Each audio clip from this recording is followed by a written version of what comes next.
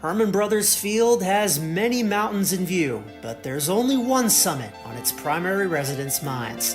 After 3 years of coming one step short, the journey to the Alaska Baseball League's mountaintop is about to begin. And though the team has many new faces, they all share the same goal. It's a new dawn in the land of the midnight sun. The 2024 Mat-Su Miners season begins right here, right now. Hello and welcome inside Loretta French Field in Chugiak, Alaska for opening day of the Alaska Baseball League in this summer of 2024. With my broadcast partner Dylan Simmons, I am Charlie Fellows, and for the next couple months we will be serving as the voices and occasional faces of the Mat-Su Miners during this summer of 2024. And Dylan, what a season it is shaping up to be. It's shaping up to be an exceptional season of Mat-Su Miners baseball, and we'll see if this year they can get the ultimate prize, the top of the world championship. It's going to be a fun series for sure, Charlie. In the intro you just watched, I mentioned a few of the new faces that the Mat-Su Miners will be fielding this season, so let's meet a few of them.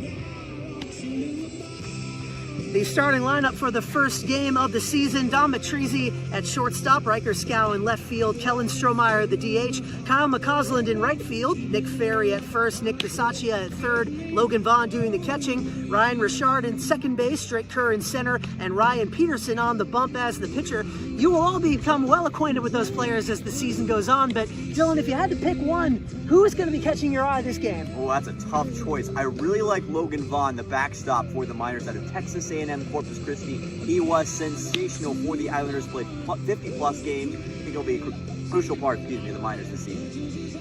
Well, we mentioned all the players are new, but not everybody in the Mat-Su Miners organization is new to the ABL this season. Dylan, I think you know a little bit about that. Yeah, we had an interview with Coach LeBrun just a few days ago. Let's hear from him now. What's going on, Miners fans? We've got the head coach of the team, Coach Tyler LeBrun. Great to have you on today. Thanks, guys. Appreciate it. All right, so we're going to ask you a few questions here, just asking you about the general expectations for the upcoming season. Now, you're coming up on season number 7 as the head coach for the Miners. What's so special about this organization and Palmer itself that keeps you coming back? Pete, Denise, Terry, Palmer itself. I'm a Phoenix guy, so also the weather. It's 100 back home, so it's nice getting up here. But no, those three in this community alone, they work their butts off for 12 months, and it's pretty easy to come up here and have us bust our tails. So they're family to me. I mean, that and our host dad, Todd Staller, I've been with him for 7 years now too. So they're a second family to us and to my wife and I, and so it's pretty easy to be able to get up here to see those guys. Love hearing about those personal connections. That just adds so much depth to it. All right, second question. Now, early on in the season, a big part of the game is roster cohesion, getting the guys to establish that chemistry with each other. Yeah. How important do you think that's going to be moving forward with this season? Yeah, it's always important. You know, a lot of it is just getting these guys gelling quick, getting them around each other. It kind of happens naturally. Yeah. Kenai is going to be a great trip for us. It always is for those guys to be able to gel just because they're so close to each other for a 5-day span. So I'm pretty excited that we're going so early this year. But they handle that stuff. We don't, as a coaching staff, we don't do a lot of that. It kind of happens naturally. You hope it happens sooner than later. But from what I'm seeing in the clubhouse already, they're gelling, which is good. Love to hear that. Those relationships are so huge throughout the course of a season. Yeah. Now, the last few years, the Miners have been on the doorstep of the ABL championship, coming up just short a few times. What do you think it's going to take it over the top this year and win it in 2024? I think we got to stay healthy. The last couple of years, we lost 3 or 4 arms late last year that kind of hurt us. But staying healthy, staying fresh. Steve, our pitching coach, and I have worked pretty hard on kind of preparing us for that. So when we get into the dog days of July, we're not dragging. We're kind of kicking into another gear. But yeah, we want to win one. It's been a while. We need to win one. So we're gonna go out and do everything we can to get there. Hoping we can see that. All right, last question for you. You guys are going to be taking on the Anchorage Bucks on Wednesday night, so it's going to be a big game at Mulcahy Stadium. What's it going to take to get a win to start things off well in the season?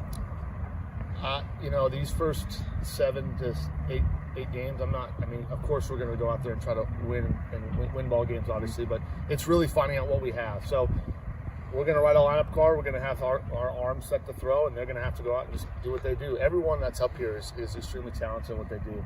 So they just have to go out and handle their business, and we'll be in a good position to win. Awesome. Looking forward to it, Coach. Thank you so much for being with us, and good luck. Thanks, guys. Was a sensational interview from Coach LeBrun, and you can tell that he's fired up. The team is fired up. This is going to be a great way to test their abilities against the Chugiak-Eagle Chinooks tonight. The coaches are fired up. The team is fired up. I know you all, as the fans, are fired up. We're fired up to bring you all some action. So right on the other side of this break, it's the 2024 Mat-Su Miners season coming up right after this. Don't go anywhere.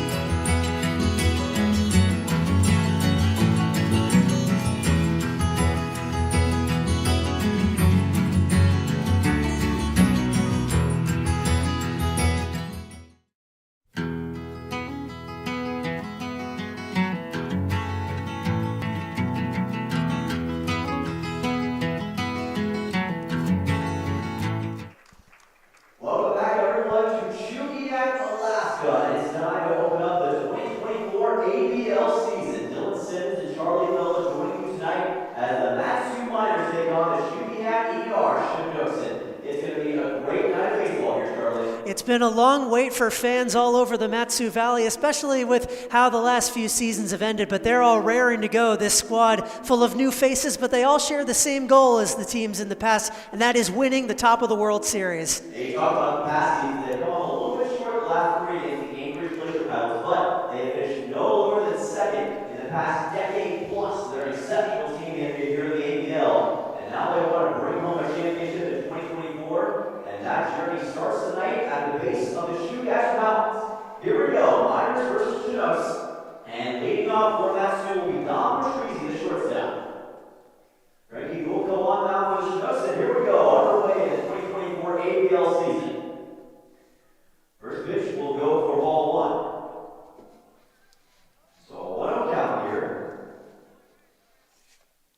Don Patrizzi out of New Jersey, one of a couple Lehigh attendees on this squad. Hit 132 with 2 runs batted in his latest collegiate season. One of many players up and down this lineup looking for some opportunities here. Here's the bounce ball to second, where the first is in time, so nice play by Degenhart. Got it over to Jaffe, 1 away. Oliver Degenhart, the second baseman, Jordan Jaffe, the first baseman, Patrizzi retired, and Riker Stow, the left fielder from BYU, will be next up in the order for the Miners. Riker Stow with a 2-hit performance against Miami earlier on in the college baseball season and 2 RBIs against Oklahoma State for fellow Big 12 opponent. He's recruited by teams all over the western part of the United States, TCU, Utah, Santa Clara, Cal State, Northridge, but ultimately chose BYU. Hit 257 with a pair of home runs, slugged 362 with the Cougars a season ago. Here's a fly ball to center field. That one is going to be caught. It looks like what a catch by Jake Hill right there in center field. Wow. That was an amazing diving catch. I don't know if our camera angle really did that justice, but Hill had a lot of ground to cover. He was starting just in the shadow of the warning track and had to really lay out for that ball. So 2 quick outs here for the Chinooks. A great start to their season. Yeah, the Chinooks defense stepping up in a huge way. How about that from Jake Hill? Now Kellen Strohmeyer will come on, the designated hitter out of Iowa. And that goes for a strike. Now goes to 0-1. 0-1 count for Frankie Wilco. Trying to put together a good first game against the Miners.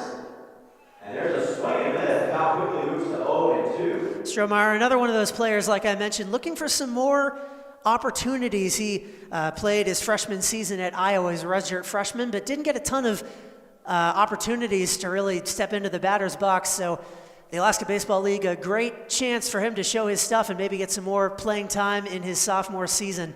That pitch is high for ball 1. We have a pretty good vantage point here from the press box. We're basically at field level. Makes for a really nice perspective. Helps us out. 1-2 count. This is foul. Just barely. Now we'll stay at 1 ball, 2 strikes. And speaking of perspective, you can see the mountains in the distance. Just wait until we call a game on at Herman Brothers Field in Palmer. There is not a view in the ABL that compares to that one. Oh, one of the best views, I believe, in the entire country. That is, again, just high for ball number 2. It was voted as such last year among high school fields, one of the top, most scenic fields in the country. And once you see it, you'll understand. The 2-2, and he struck him out. A 1-2-3 inning for the Chinooks. They take care of Patrizzi, Stow, and Strohmeyer, and the score is 0-0 after 1 frame. Stick around, we'll be back in the bottom half of the first when we return on the That's 2 Miners YouTube channel.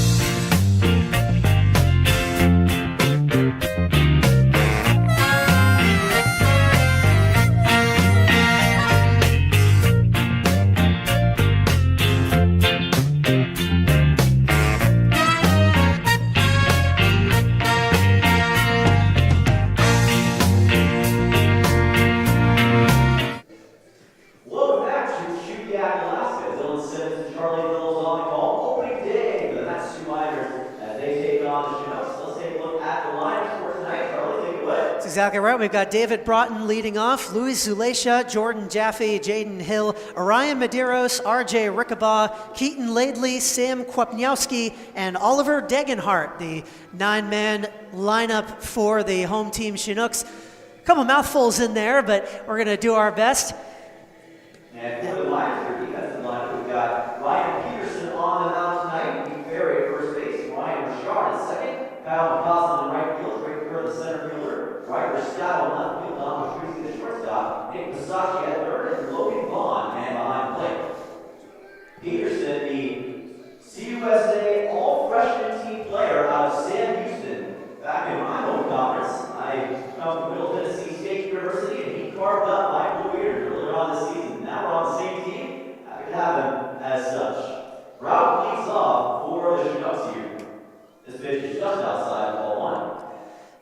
Broughton, a freshman from Quincy University out of Fenton, Missouri, at .365 with 6 home runs, one of the better hitters on either side in terms of raw numbers in their collegiate season, so he's a threat to reach base straight away. Count moves to 1-1. First strike of the year for Ryan Peterson. 1-1 count, pitch delivered. This is a ground ball towards third. Throw to first is in time by Masacci as he gets it to Nick Ferry. The two Knicks, both from Seton Hall, team up for the out there for 5-3 win. The New Jersey chemistry paying dividends right away. Yeah, 3 New Jersey players actually in the order today for Matsu. You got Patrici, Masacci, and Ferry, all from New Jersey. You also got a couple Texas guys. Peterson among those, Drake Kerr, Logan Vaughn, 3 Texas guys actually on the field currently for the minors. So part of that chemistry we were talking about. And that chemistry is only going to grow, of course, as the season goes along. These guys from lots of different walks of life, but nothing like a summer in Alaska to forge those personal connections.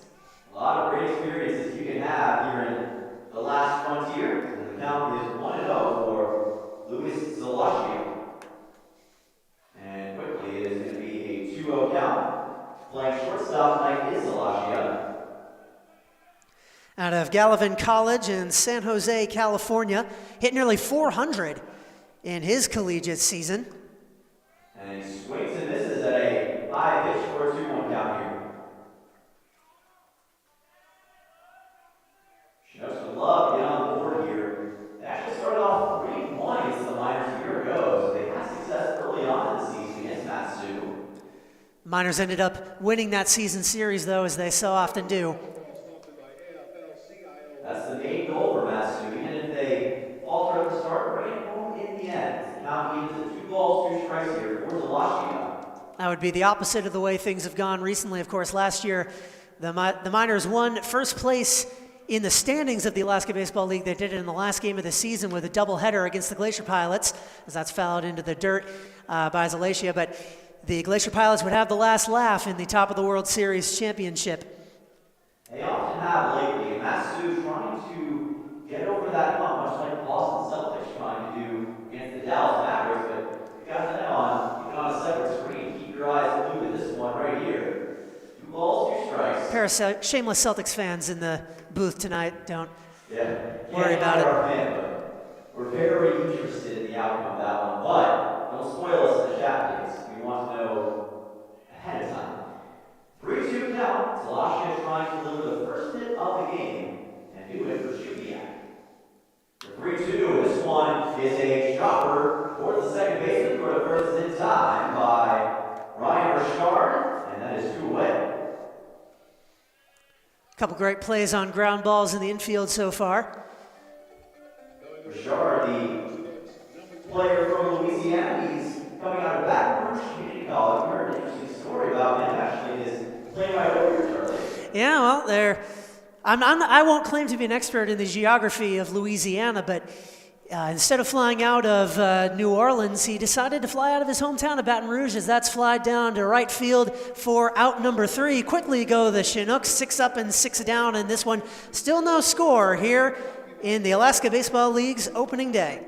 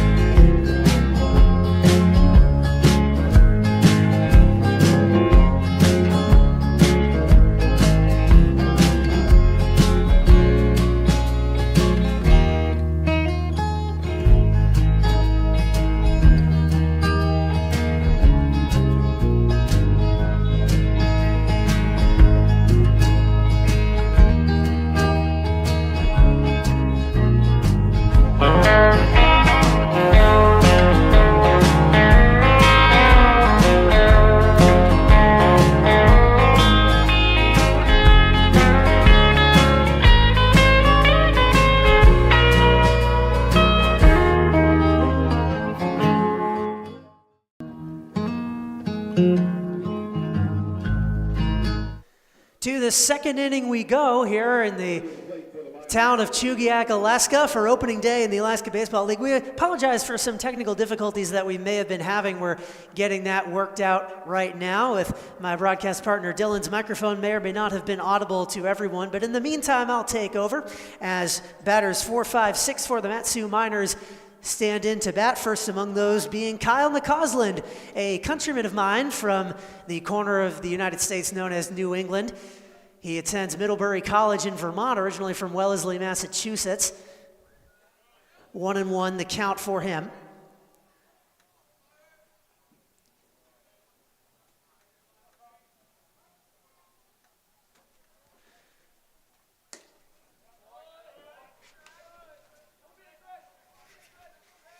Two and one now for McCausland. The .327 hitter hit 12 home runs, one of the greatest hitters in the history of Middlebury College that season, as he hits that one hard out to left, but it'll be fielded without incident by Orion Medeiros out in left for 1 out on the part of Chugiak-Eagle River.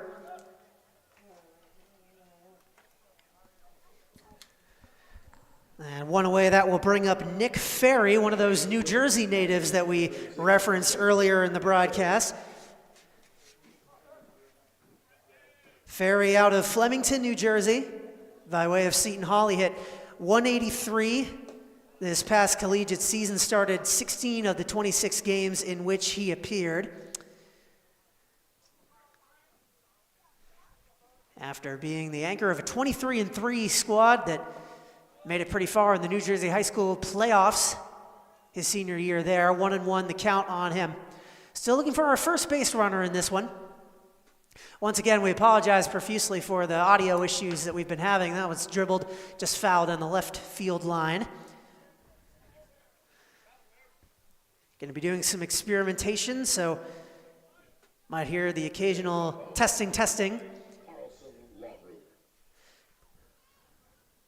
1-2 count on Nick Ferry. Test, 1, 2, 3, testing. Let us know if you all can hear that. Shout it out in the chat. 2-2.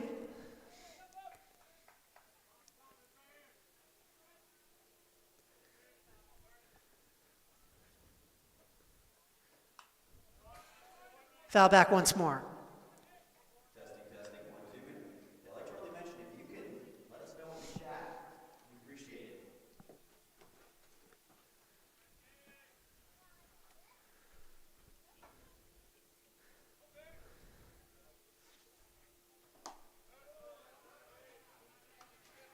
He works the count full. Another Nick and another Seton Hall player on deck in Nick Bisaccia. Hoping to bat with a man on, and he will. That is ball 4. The first base runner issued by either pitcher in this game. Nick Ferry is aboard. Coming to the plate for the Miners, number 20, the third baseman, Nick Bisaccia. And that will bring Nick Bisaccia to the plate. A sophomore from New Providence, New Jersey. Did not play in the 2024 season. In 2023, he had just 8 plate appearances, got a hit in 3 of them. It's a respectable .375 batting average. He takes ball 1 high and inside.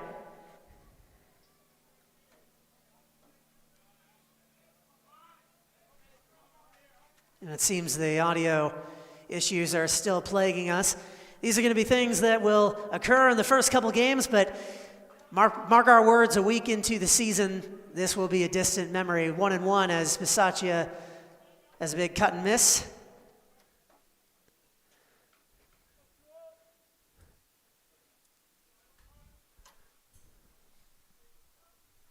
This team with a large contingent of players from the eastern part of the United States that's taken high for ball 2. As we mentioned, the 3 New Jersey players, also a pair of players from Massachusetts. In addition to the typical ranks of people from Texas and the Pacific Northwest. That's right down the middle, 2-2.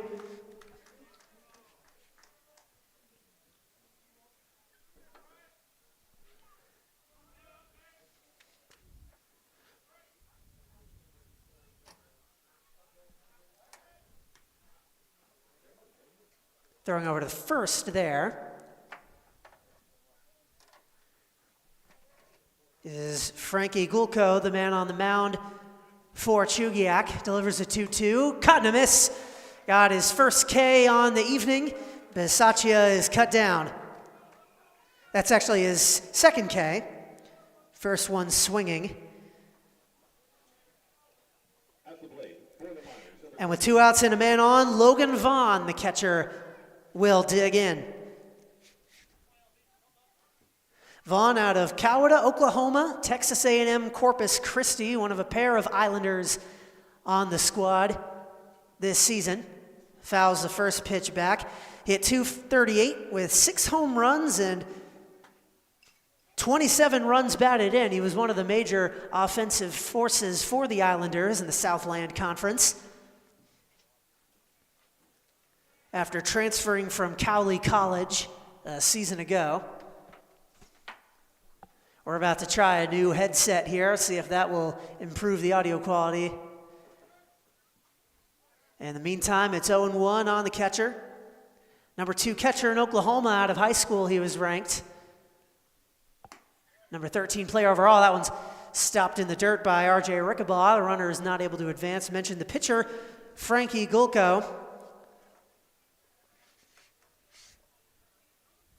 He is out of Salem University, Santan Valley, Arizona, his place of origin.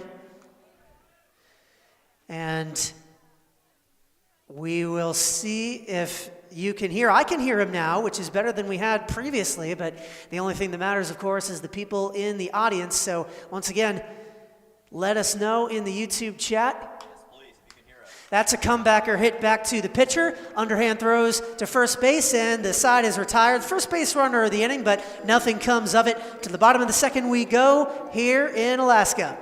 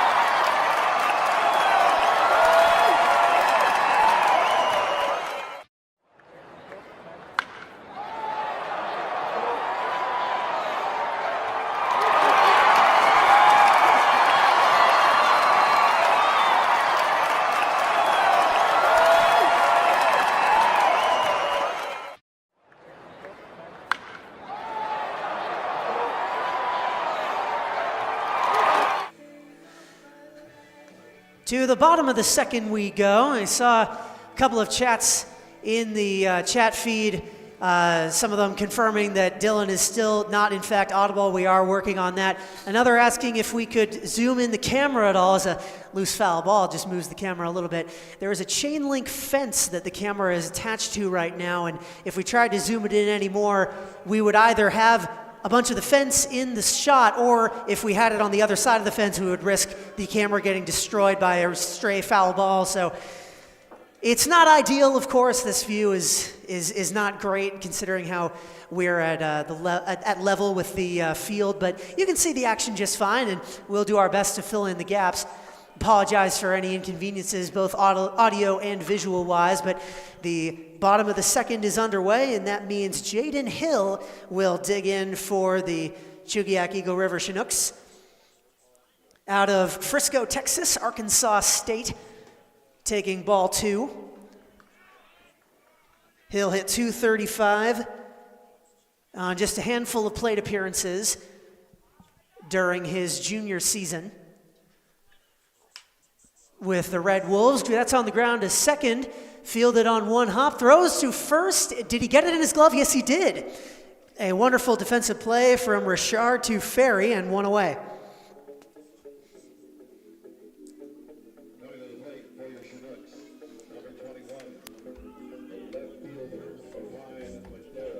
And here's Orion Medeiros, one of my favorite names in all of the ABL this season, out of Kailua, Hawaii. And Westmont University rips that one fouled on the left field line. Test, 1, 2, test. Test, 1, 2, says Dylan Simmons. Can you hear it? Let us know. Medeiros did not play in 2024, had 11 at-bats with the university in 2023. The number 5 outfielder prospect out of Hawaii as a high schooler, 0-2 facing Ryan Peterson.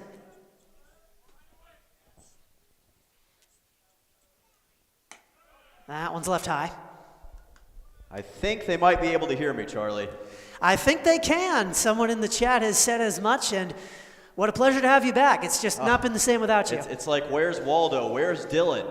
We've lost him. Well, I'm back now as that ball is fouled by Chugiak. Sorry for the delay, folks, but glad to be back here to call some more baseball today. Some more audio Where's Waldo. I saw this video the other day that's a Where's Waldo audio book. Apparently that's a thing that exists where they just read off the people in the view. It's just, it's like a 6-hour long recording where they just say the description of the person, and then eventually they get to Waldo and they just say Waldo. So it's really just an exercise in, how long do you want to sit there listening to them read off names rather than trying to find anyone. Luckily, none of you in the audience had to sit here listening for 6 hours. We have our broadcast team back in a full count now on Medeiros. Take it away, Dylan. All right, here we go, back with the baseball. We've got Peterson on the mound. This pitch is low, and that's going to be a walk. So a 3-2 walk issued by Ryan Peterson.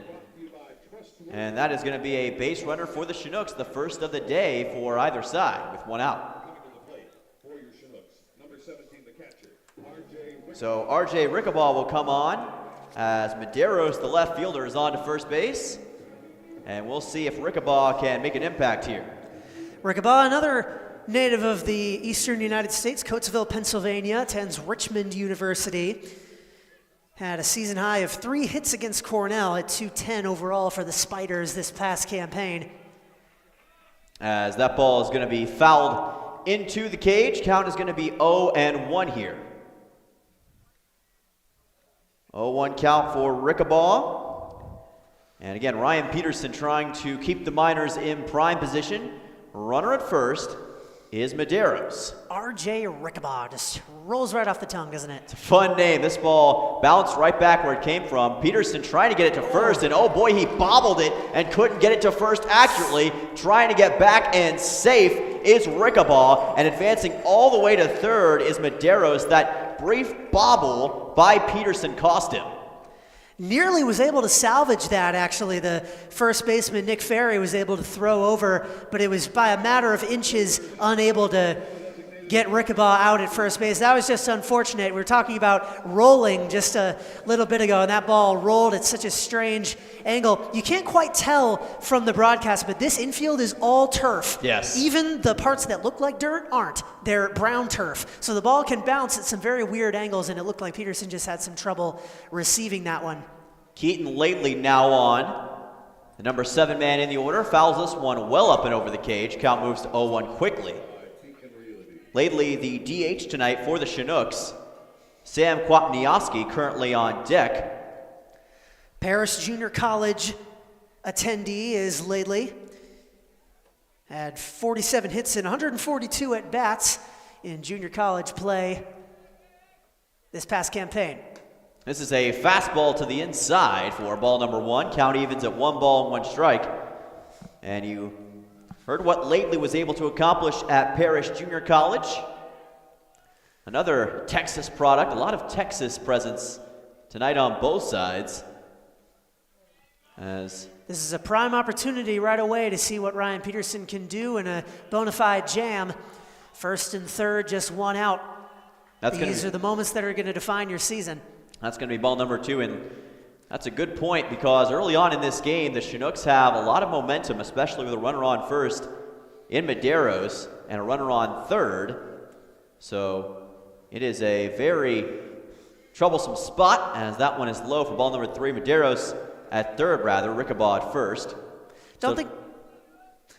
Sorry, Dylan. No, you're good. Don't Go think ahead. we ever gave you Ryan Peterson's resume out of Sam Houston College, or University rather, in Shiner, Texas. Had a 3.86 ERA in 30 1/3 innings so far this season, as that's in foul, ground out of play.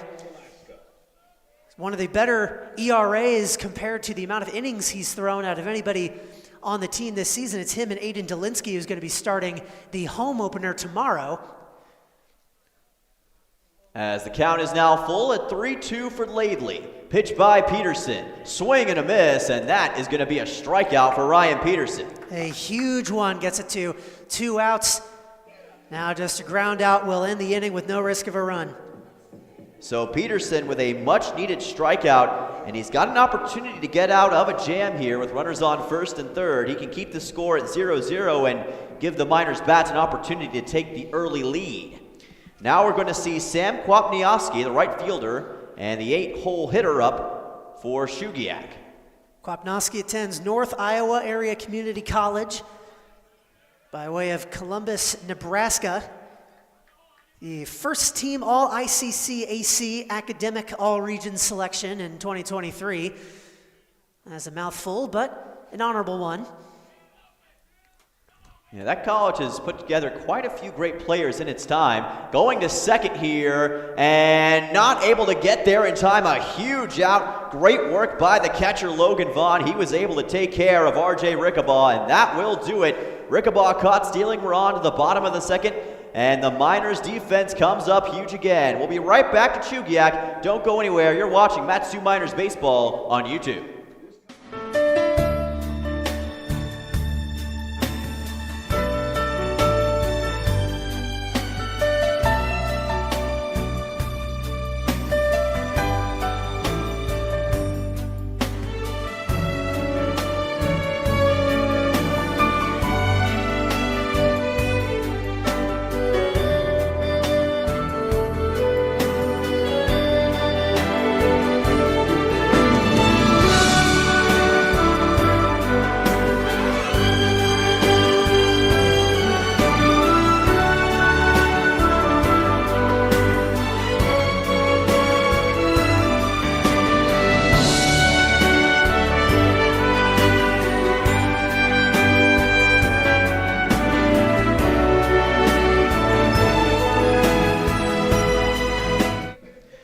Welcome back to Chugiak, Alaska. It's time for the bottom half of the second inning. Dylan Simmons and Charlie Fellows joining you tonight here from the beautiful ballpark in Chugiak. So far the score is 0-0 between the Miners and the Chinooks. And great defense by the Miners in that top frame of the second inning, Charlie. That was the bottom frame of the second inning, but yeah, the Logan Vaughn scouted that from a mile away. He knew that they were going to try a double steal, which would have been a good idea with less than 2 outs, but you run the risk of the throw coming into second base on time, and then the inning just ends with no runs, rather than getting to send the runner regardless of whether the runner at first is out or safe. So the Chinooks come up empty-handed, and now the Miners get a chance to break through here in the top of the third. So here we go, top of the third, my apologies. Still trying to get reacquainted with the game after that long delay. Sorry, folks. Top of the third here, as that's going to be a swing, miss, and a strike for an 0-1 count. Frankie Golko still on the mound for the Chinooks. So far 0-0, and that is going to quickly bring it to an 0-2.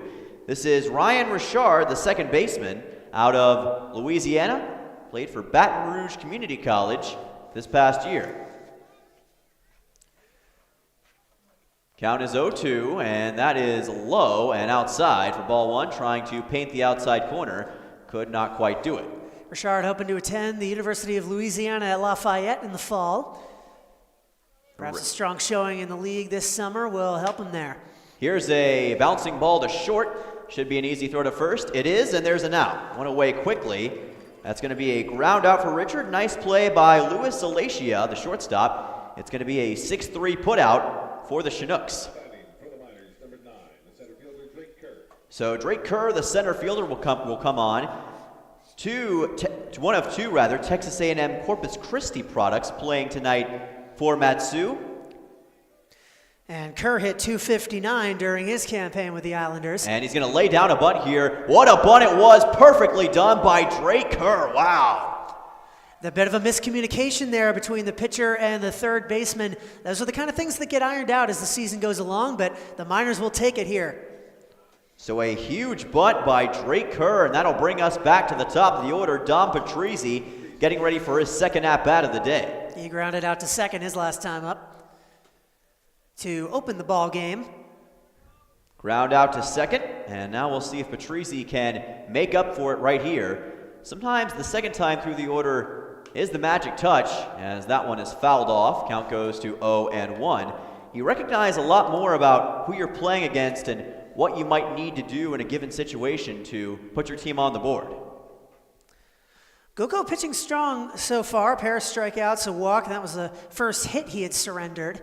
And it was one that he really could not have done much about. Yeah, that was an awkward play to try to recover from, so not really entirely his fault, just a perfect bunt by Drake Kerr. As the count here is 0-1 for Patrizzi. Here's a high fly ball drifting towards foul territory.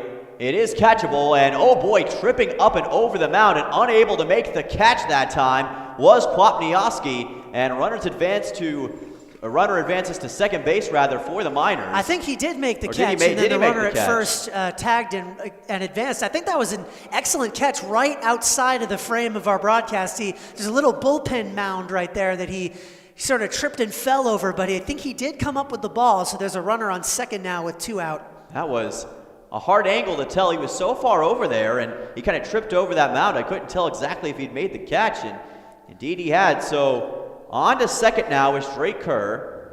That is two away, though, here in the top half of the third inning. Now Riker Scow up for the Miners. He hit his last pitch well out into center field, and it looks like... Pops this one up into right center. Degenhardt camps under it and makes the catch. So three quickly away once again for the Miners. It's a bit of a defensive duel so far between the Miners and the Chinooks. We're on to the bottom half of the third inning. You're watching Matsu Miners Baseball on YouTube.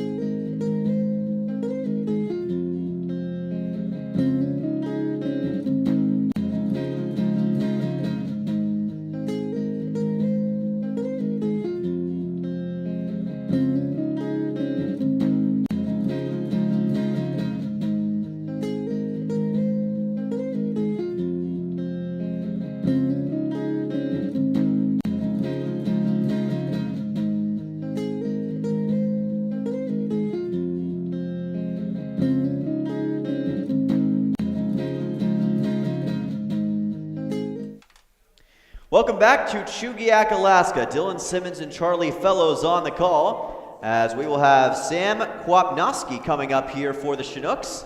He was at the plate at the end of the last time the Chinooks batted and got to watch as his teammate got thrown out on the base path, so he'll get a chance to end his plate appearance. 8-9-1, two up in the order for Chugiak, as that pitch is low for ball number one. Kwapniowski, the first team ICC AC Academic All-Region selection for the fall of 2023, and he fouls this one off. Count evens at 1 ball, 1 strike. Out of Columbus, Nebraska, played for North Iowa Area Community College. Hitting 9 home runs in community college play there. Truly outstanding product at that level. That pitch is low again for ball number 2, a bit inside. You saw Kwapniowski kind of move out of the way of it.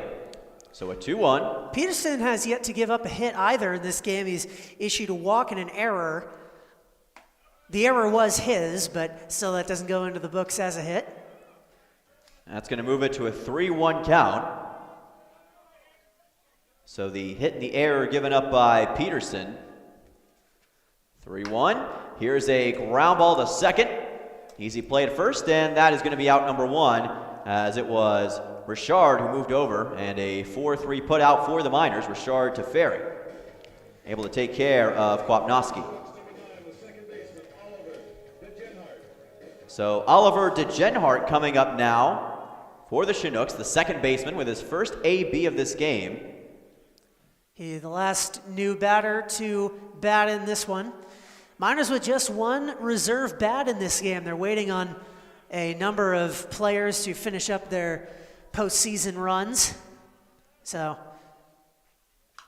as that one is going to be popped foul, and right you are, a lot of them have made pretty good runs in the NCAA tournament, have gotten to the tournament at least, and have stayed alive.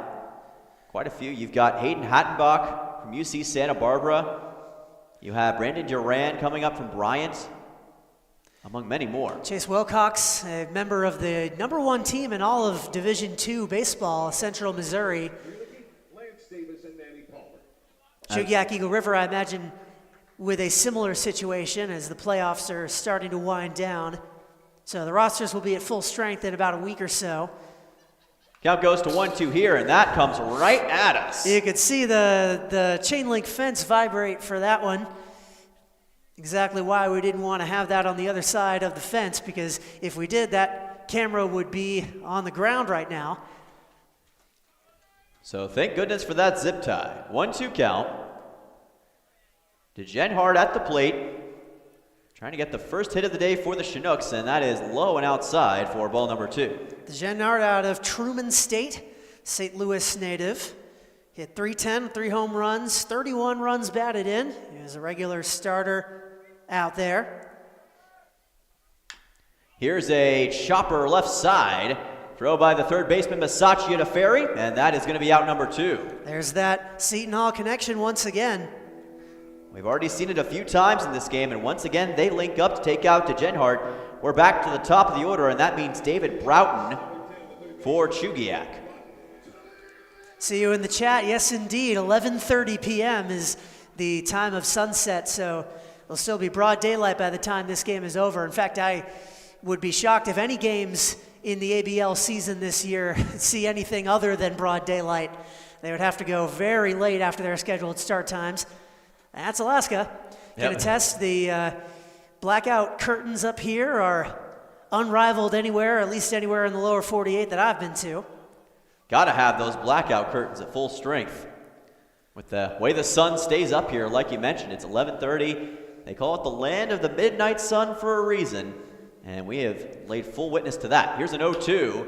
This is going to be another ground ball left side. Throw from Masaccia, and again, it's Masaccia and Ferry, the 2 Knicks from Seton Hall, who are able to get the put out, and that will do it for the bottom half of the 3rd inning. We got to come up with a name for that, the pirate put out. The pirate put out, that's pretty good. I like that. Let it be known that's the first time that was said. We'll workshop that during the inning break. We'll be right back.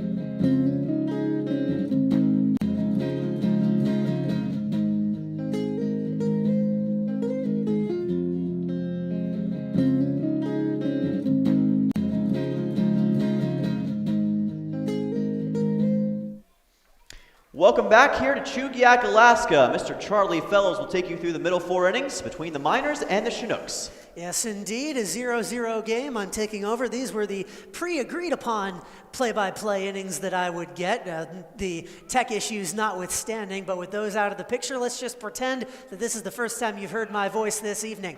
Strike one taken by Kellen Strohmeyer. His second time up, he struck out looking his first time at the dish. Designated hitter here tonight.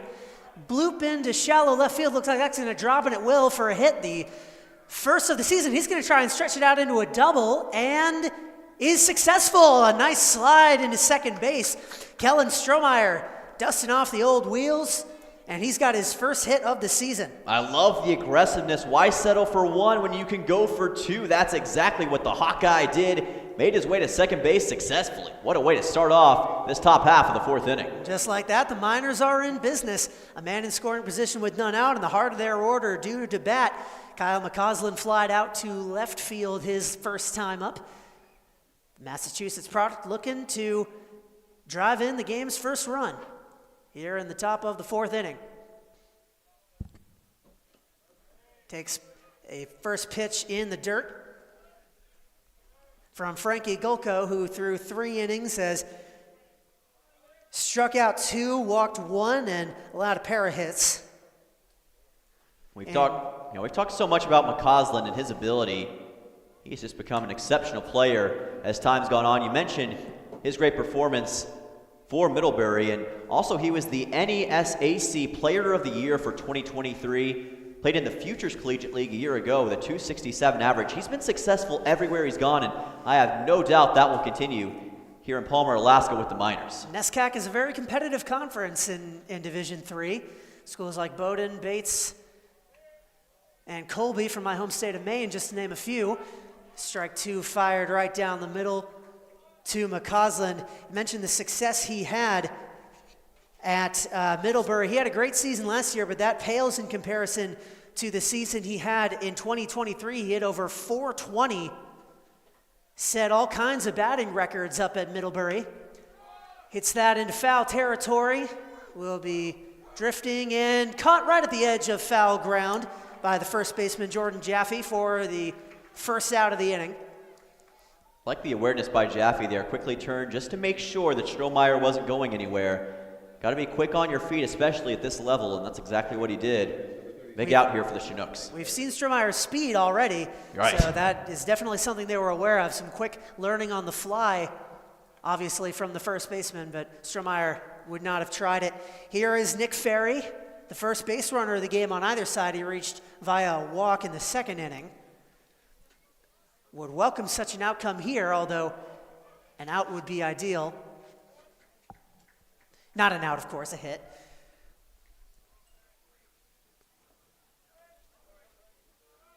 (1-0) to the New Jersey native.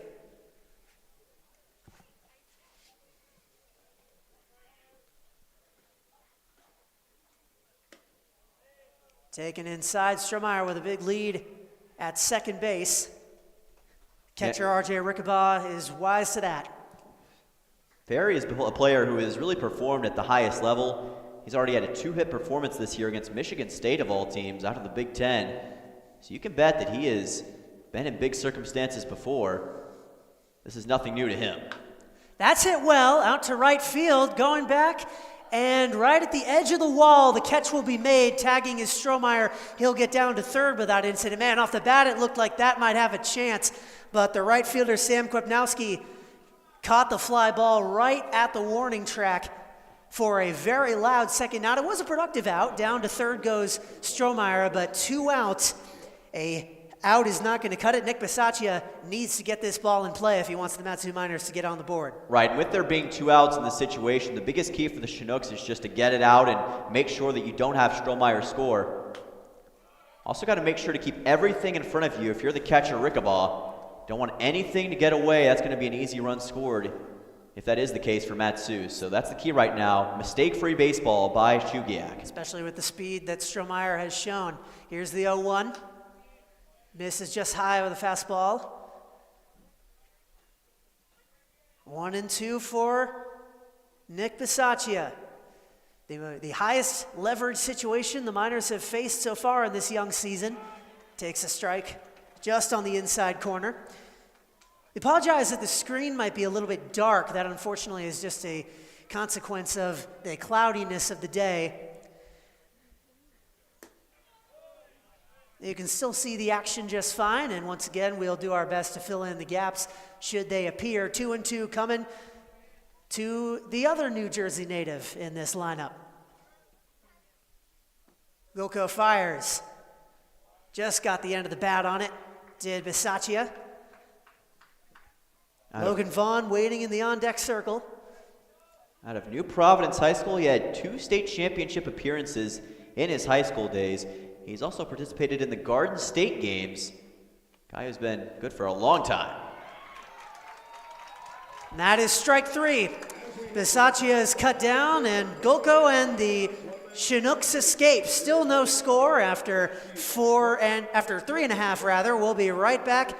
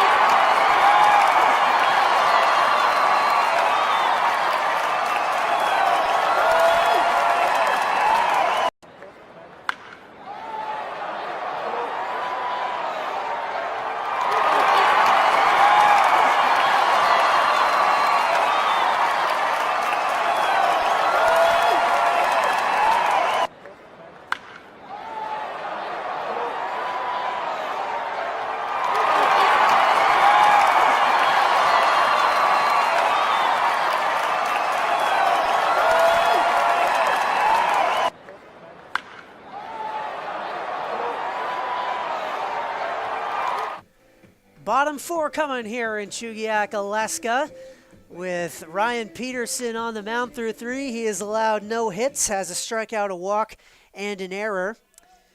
That error did result in a batter making it to third, so he hasn't gone through entirely scot-free, but in the scoring column, it does appear as though he has.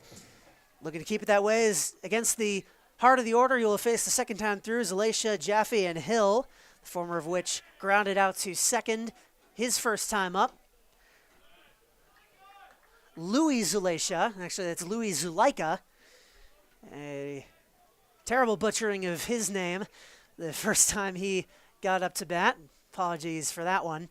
1-0 coming from Peterson. Misses low and outside. Yeah, it's a like out of San Jose, California, and Gavilan College. He had a .515 on-base percentage in conference play, .790 slugging percentage in conference play. This guy can deliver the long ball. .469 batting average, too. That's on the ground to third. The Pirate put out. Strikes again. That's 3 straight outs now that have come by way of the Bisaccia to Ferry connection for the Miners, dating back to last inning. I love the Pirate put out, man. It is making a lot of people walk the plank so far. Peterson's surely a fan. He will face Jordan Jaffe, who flied out to right his first time up. And right now, Chugiak just needs something to go their way. This could help. That's hit into right field once more, but it will once again be a fly out. This feels like they can't get any leverage on Ryan Peterson in this Miners defense, and that is starting to become evident as time goes on. Now, Peterson has allowed some solid contact, but the infield has been unbreakable thus far, aside from that one miscue between Peterson and Ferry at first base. That's low in the dirt to Jaden Hill, who grounded out to second his first time up.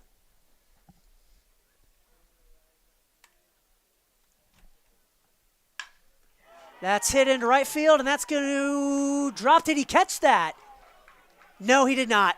They're going to say that bounced on the field, so that'll be the first hit of the game for Chugiak-Eagle River.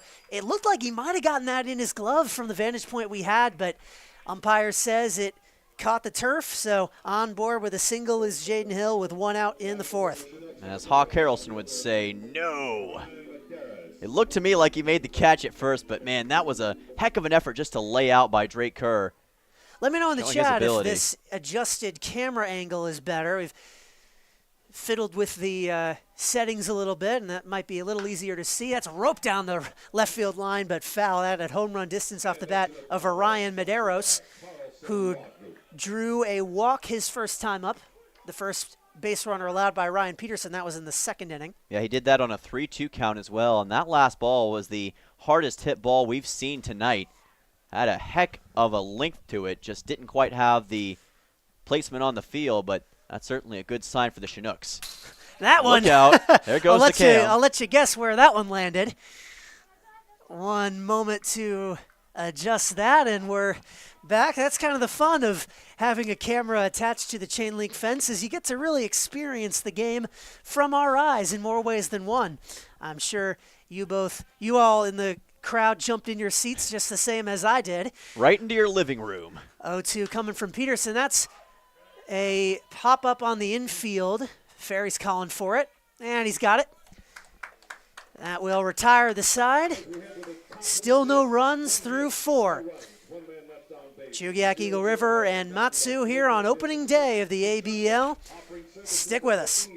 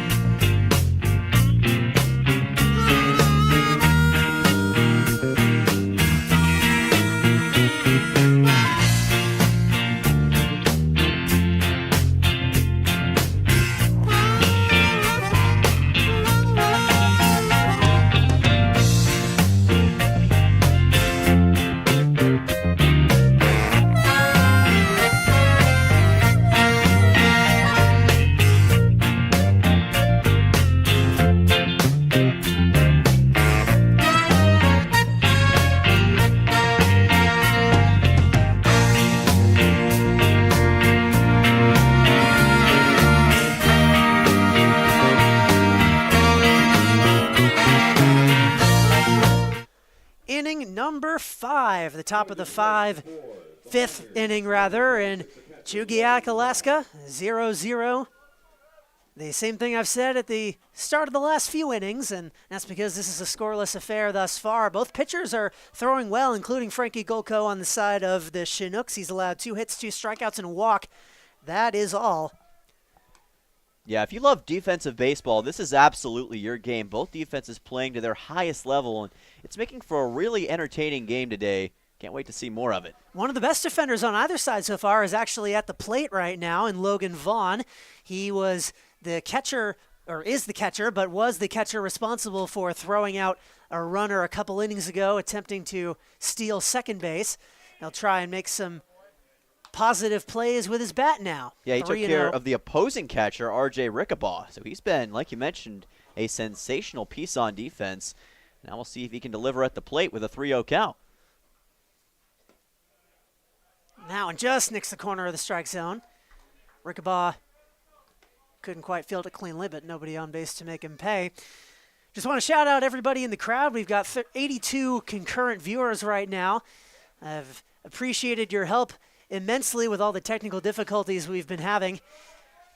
You guys are every bit as important to this broadcast as Dylan and I or any of the Miners players are. If it wasn't for you, then we'd just be talking to ourselves. So shout out all of you. We hope you stick with us through the duration of the season and can watch this team on a long playoff run. Logan Vaughn strikes out swinging, the 3rd K issued by Frankie Golko. Yeah, second time he struck someone out swinging as well. Did the same to Nick Bisaccia.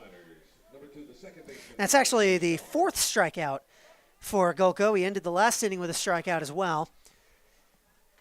So making Miners miss thus far. Ryan Richard grounded out to short in the third inning. And you know, one thing that Chugiak is trying to improve this year was their pitching. Last year they had a 6.21 team ERA, so this early start with Frankie Golko has got to make fans around here feel very optimistic. That's on the ground through the hole. Just barely. No, he's able to stop it. Can he throw on in time? No, he can't. That was an excellent diving stop by Oliver Degenhart, but couldn't connect with the first baseman, so on with a hit will be Ryan Richard. And it's the third hit that Golko has given up in today, but they've been hard-earned hits for the Miners.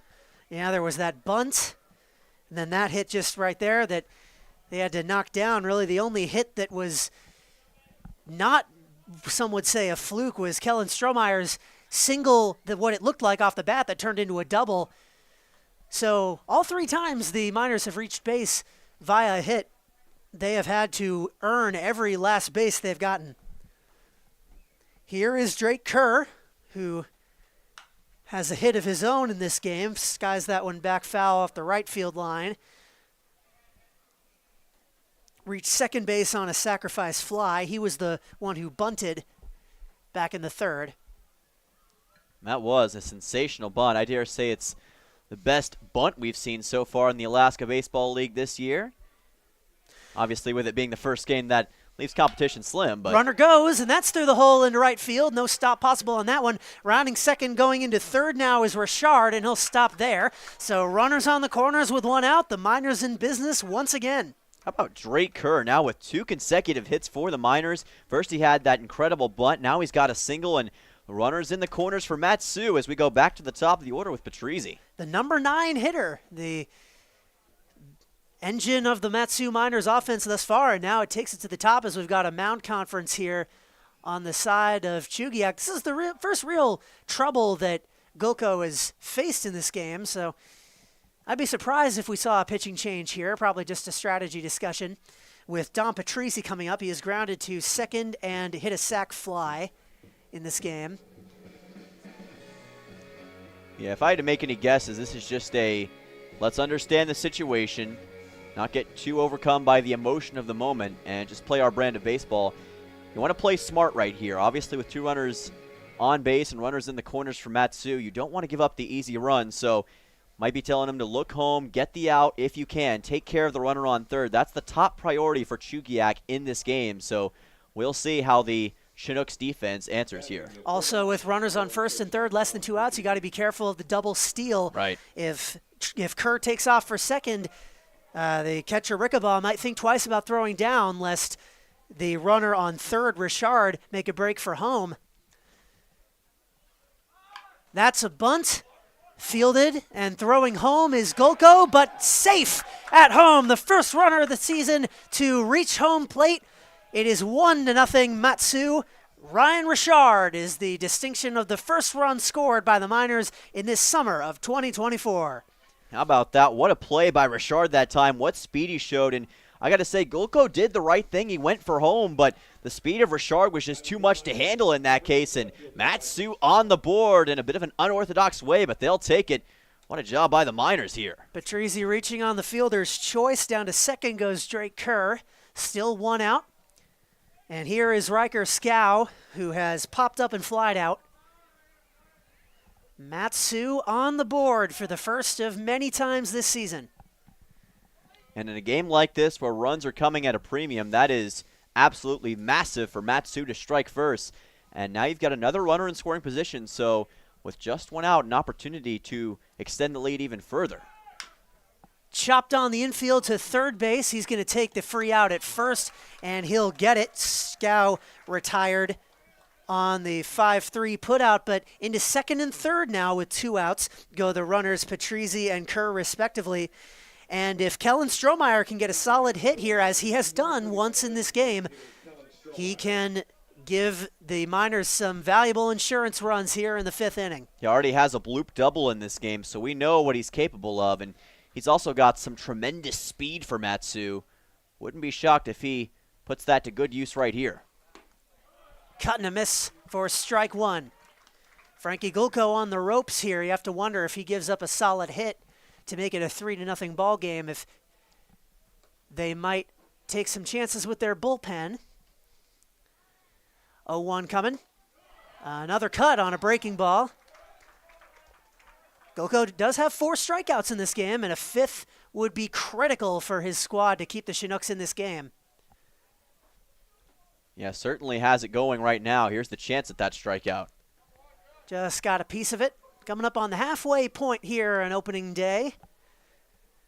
Will it be a slim 1-0 margin, or will the Miners put up a semi-crooked number in this inning? 3 runs, of course, not as crooked as it can be, but like you said, in a game like this where runs are hard to come by, the 0-2 laser to second base, throwing on, and that will end the threat, but the Matsu Miners strike first. They are on the scoreboard 1-0 here on opening day in 2024. Stick with us.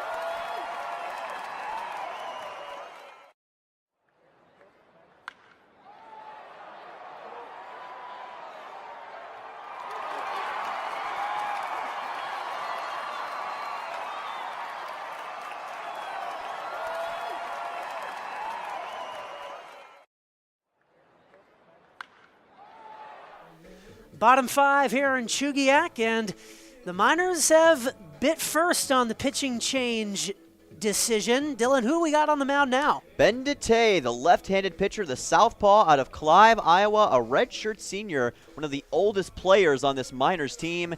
The Hawkeye with a 4.94 ERA this past college baseball season, a 3-0 record, 23 2/3 innings pitched, and 18 appearances, usually used as a reliever by Iowa, and here he is doing the same for the Miners. His Iowa teammate Kellen Strohmeyer has already made his mark on this game, so we'll see if the Hawkeye arm can do the same. He will face Rickabaugh, Laidley, and Kwapnowski in this bottom of the 5th inning. And Dylan, just based on what we've seen so far, who do you think comes out on top here? I think Matsu's got the early advantage just by the basis of their consistency with hitting and the way their pitchers and their defense especially has been able to deliver in critical moments. But as we both know, baseball is a game of momentum, and a lot can change in a quick amount of time.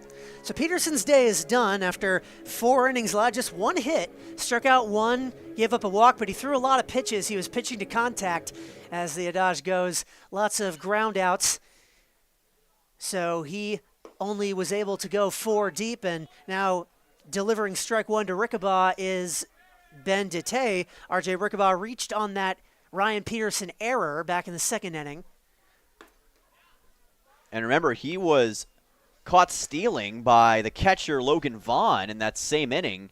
Actually ended the inning and cost the Chinooks a chance at a run. So he was really the closest that any Chinook has come to potentially scoring today. Had an interesting journey around the base paths, or at least halfway around. Cut and miss on strike 2. Overall, the Miners have 4 hits in this game to Chugiak-Eagle Rivers 1. And that is reflected in the scoreboard. That's a little bloop into left field. Diving catch! What a catch there by the shortstop, Dom Patrizzi, to save Rickabaugh from reaching base from the 2nd time. 1 away in the bottom of the 5th. You talk about that infield defense. What a unit this has been so far. Oh, take flight, Dom Patrizzi. What a catch by the shortstop. That is how you make a statement early on in the ABL season, and did a great job of basically robbing what should have been a sure hit for Rickabaugh. Again, RJ Rickabaugh just unable to catch a break against this Miners defense. That is on the ground to second base off the bat of Keaton Laidley, throwing to first, and another quick ground out. 1 pitch, 1 out. Laidley has also struck out swinging, so he's had a rough go of things. This infield, I have, how many balls have left the infield in this game? Because like we mentioned, 2 of those hits were infield hits. Right. I think only just 1. Just 1 hit so far for the Chinooks. It's been a masterclass in defense, and really, Jaden Hill had a single. I think that was the only one that's left the infield. Strike 1 fired in to Sam Kwepnoski, who grounded out to second. and that's what we've been talking about, controlling the tempo, controlling the game. That's what Matsu's doing so far, and Peterson and Dete have done a beautiful job of that. And now they're trying to do it again here. Now Dete picking right up where Peterson left off. 1-1. That just finds the strike zone.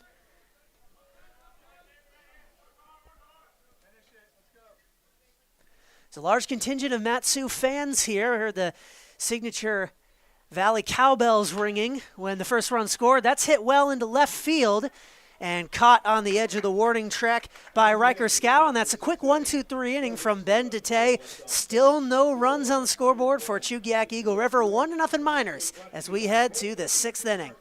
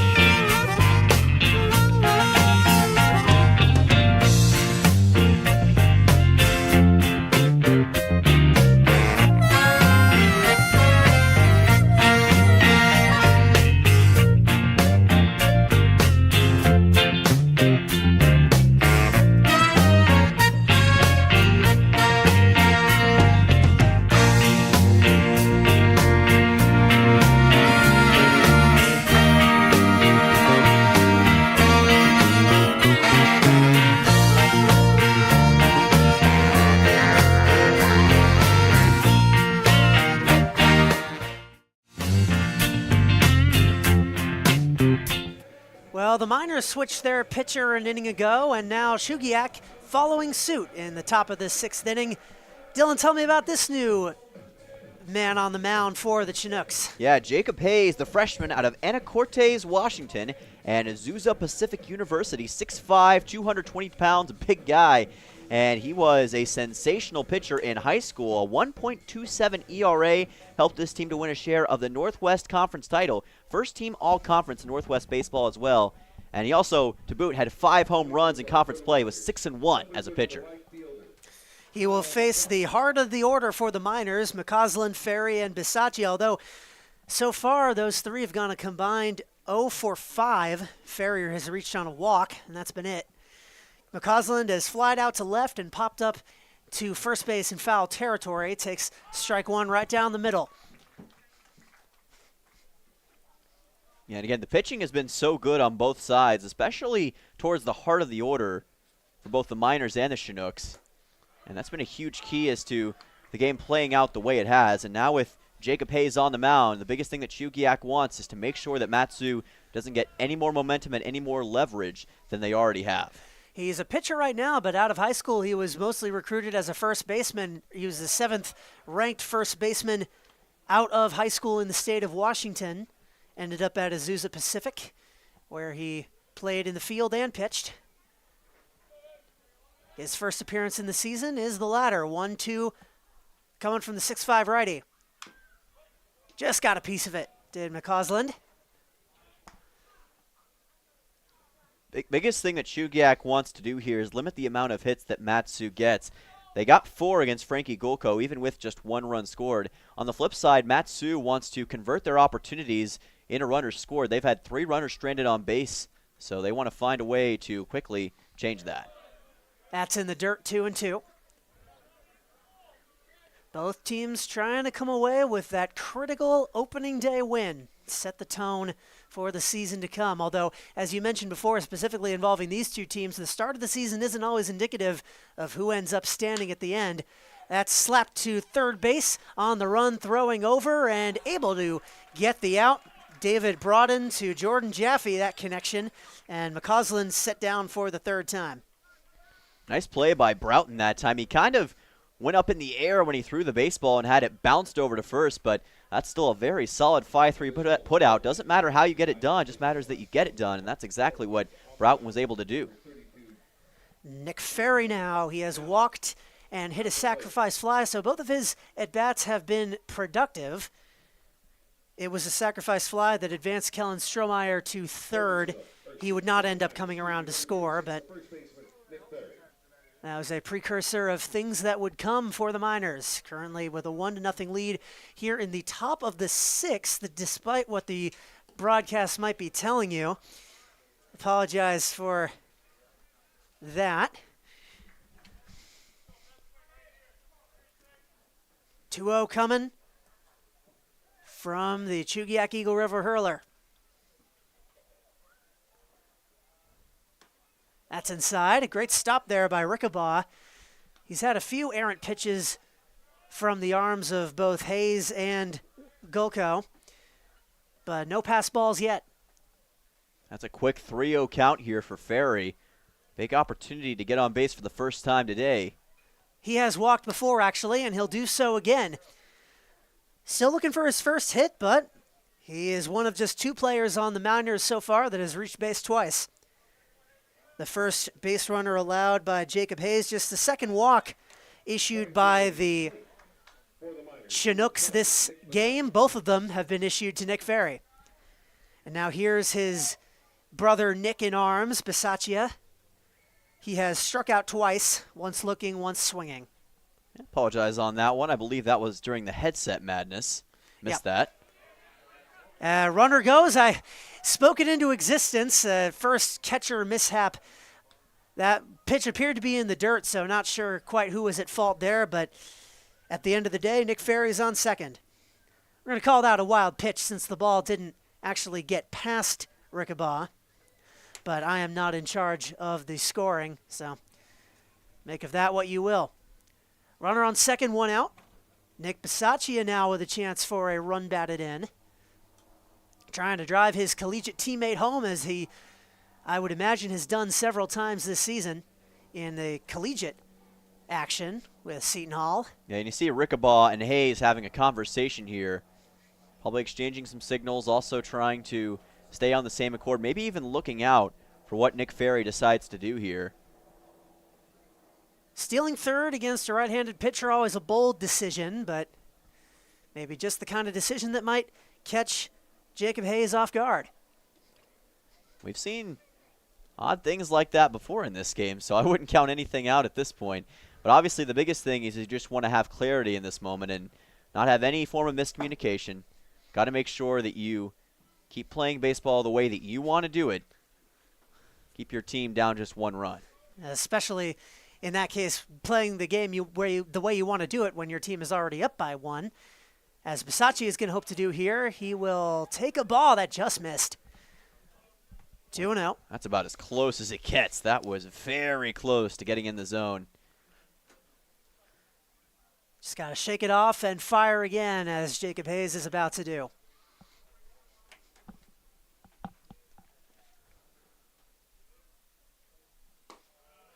That does find the strike zone. 2-1. Yeah, that's his first strike in 7 pitches, so it had been quite a bit of time since he was able to get a strike, Jacob Hayes that is, and that might be just what he needed to kind of break off this mini slump.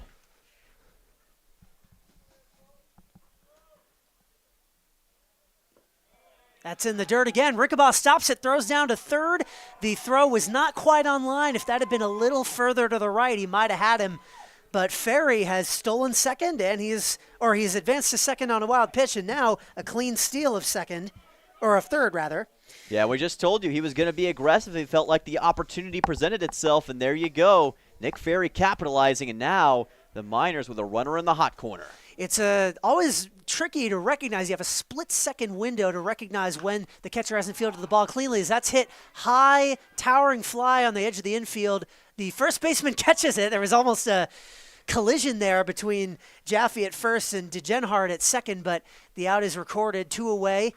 Nick Ferry not able to tag, so an unproductive second out by Bisaccia. Massive out, especially now with Ferry at third base. All you need is just 1 out to take care of this frame and keep the game at 1 run, so that was huge. And it's a fortuitous thing, like you said, that Jaffe made that catch, because there were about, I believe, 2 or 3 at least Chinooks over there trying to make that catch, so lucky for them, they were able to bring it down. I'm a Red Sox fan myself, so I know just how dangerous those fly balls can be if multiple people go for them at the same time. You end up losing Tyler O'Neill for the season. So. Oh, man. Spoken like a true Red Sox fan. You can hear it. Prayers that no one on the field today suffers that fate. Here's Logan Vaughn, who struck out to begin the last inning, which ended up resulting in Matsu scoring a run. Hoping to avoid that fate this time. 0-1 coming from Jacob Hayes. That one nearly hit him. Another stop by Rickabaugh, but Ferry would be wise not to try and capitalize on that. Unless we've got Ellie De La Cruz at third base. Probably not advisable. Good work by Rickabaugh just to keep that baseball in front of him, because that was heading towards the backstop. So great work just to keep it in front of him and prevent what would have been a sure run. Jacob Hayes has been low on a lot of these sliders. Rickabaugh not exactly setting up where he wants them or where the pitches ended up. So, again, that's going to be something that lots of experience playing and practicing together will definitely solve. Fouled off into the Matsu Miners dugout there by Vaughn, 1-2. Yeah, and that's a great point you bring up, because a lot of these players have just flown in the last 2 or 3 days, so they're still trying to build a rapport with each other, and that's going to take some time. Even if you're professional or college baseball players such as these guys are, you're not going to be able to get it right off the bat. Hayes trying to get out of it. Just missing. Wow, the crowd here in Chugiak wanted that. But just a little low, according to the home plate umpire. 2-2, 2 out. Yeah, you heard an audible groan from the Chinooks fans. They thought that was going to be a strike. Now a big 2-2 coming up for Vaughn.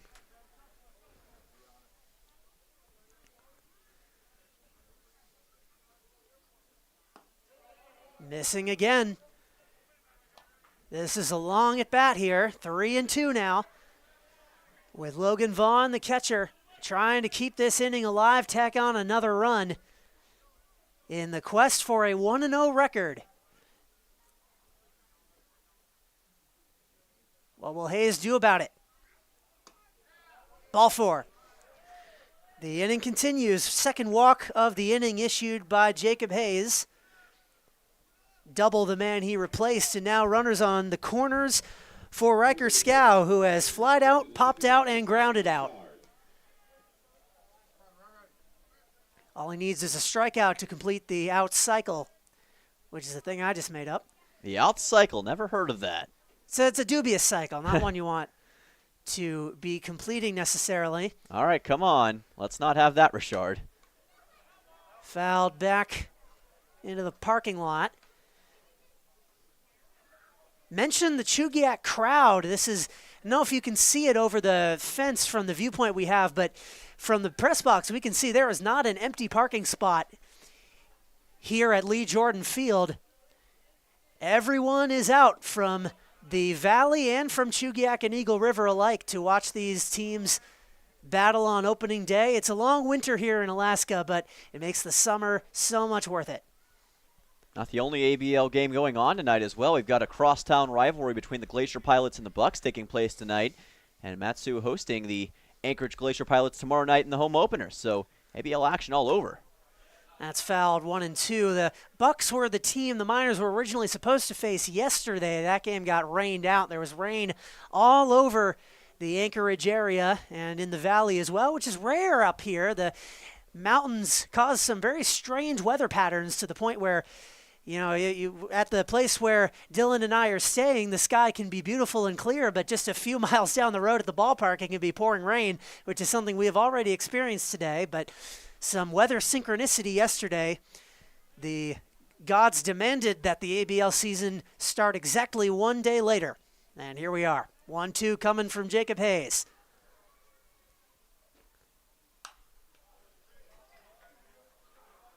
Richard stays alive. This is Ryan Richard. I don't know if I mentioned that. He singled his last time up, also has grounded out to short.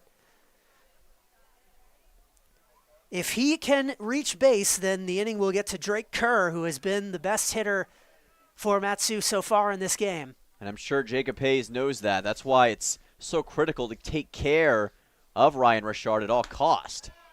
Not yet, though. Another miss. And another groan from the Chinooks crowd. Remember, Richard scored the only run, like you mentioned earlier on in this game, so he's been the lone guy to have success, really, against this defense as far as getting to home plate. Now an even bigger opportunity. Into right field. That's going to drop for a base hit. Another run comes in to score for Mat-Su. Ryan Richard with his second hit of the day. And another run, 2-0. The margin for the Miners. RBI single for Richard on a 2-2 count with 2 outs. That is how you get the job done. A nice liner into right center field, and Mat-Su again finding themselves in prime position. And now they've got kind of a control on this game as we'll see the best hitter of the day, Drake Kerr, come to home plate for the Miners. Let's just talk about the man who scored that run, Nick Ferry. He reached base on a walk, got to second on a wild pitch, got to third on a steal, and got to fourth when he was driven home by Richard's single. That is really getting the most out of every single opportunity that you get on the base paths. That's the kind of effort that's going to get your team a win. And it's been hard for Mat-Su to score runs today, so it's those kinds of aggressive plays that can make the difference in this game, and that's exactly what we just saw from Nick Ferry. Give yourself an A for effort. Well, I mentioned Drake Kerr. Here he is with a 1-0 count, 2 out. Hayes fires it in the zone. Feigning a throw down to first there was Rickabaugh, trying to keep Richard honest. Kerr has singled twice. Made it all the way to third last inning, but was stranded there.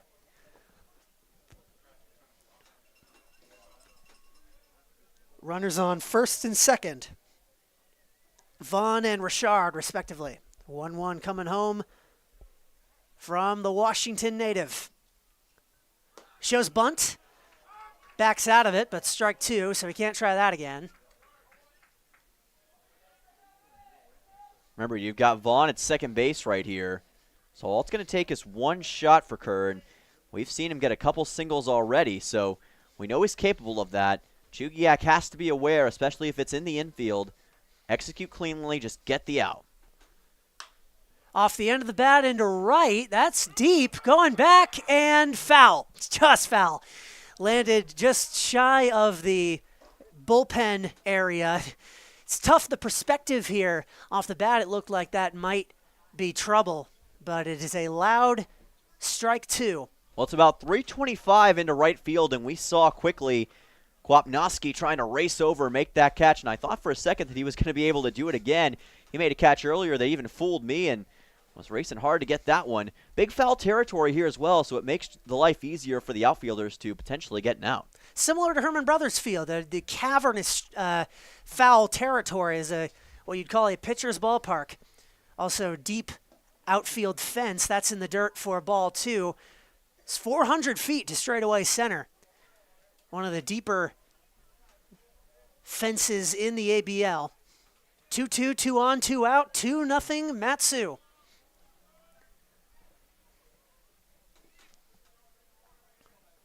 Drake Kerr trying to keep this scoring chance alive and break this game open at least a little bit. Jacob Hayes can escape right here. That's a swinging bunt into the dirt, and no one's going to get it. So the bases will be loaded. That was actually an excellent play by the shortstop, Louis Zulaika. Got to nail that one still. He threw it while he was running in the opposite direction, and that definitely saved his team a run, being able to throw it down to first base.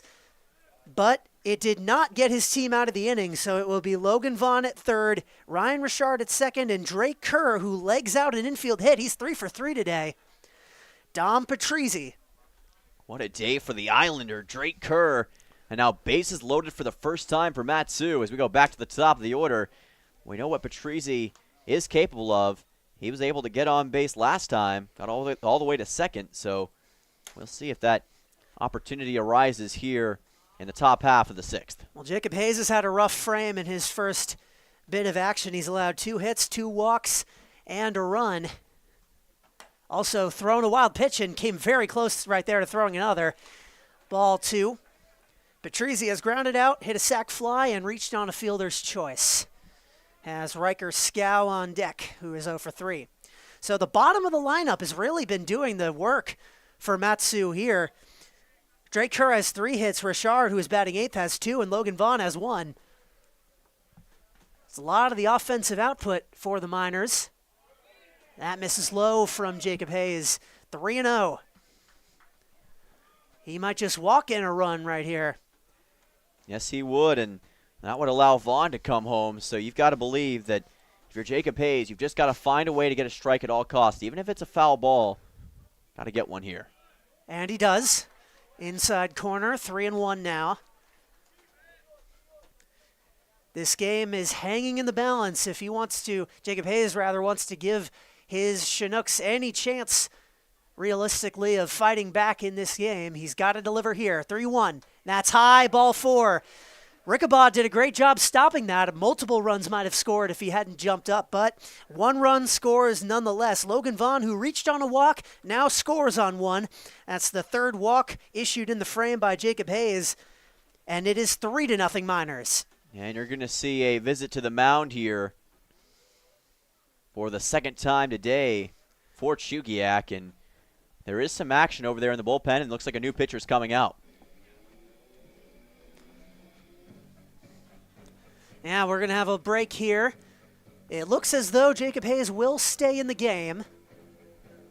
I will admit to not knowing if there is a 3-batter minimum rule in effect in the ABL, but if there is, he has comfortably cleared it.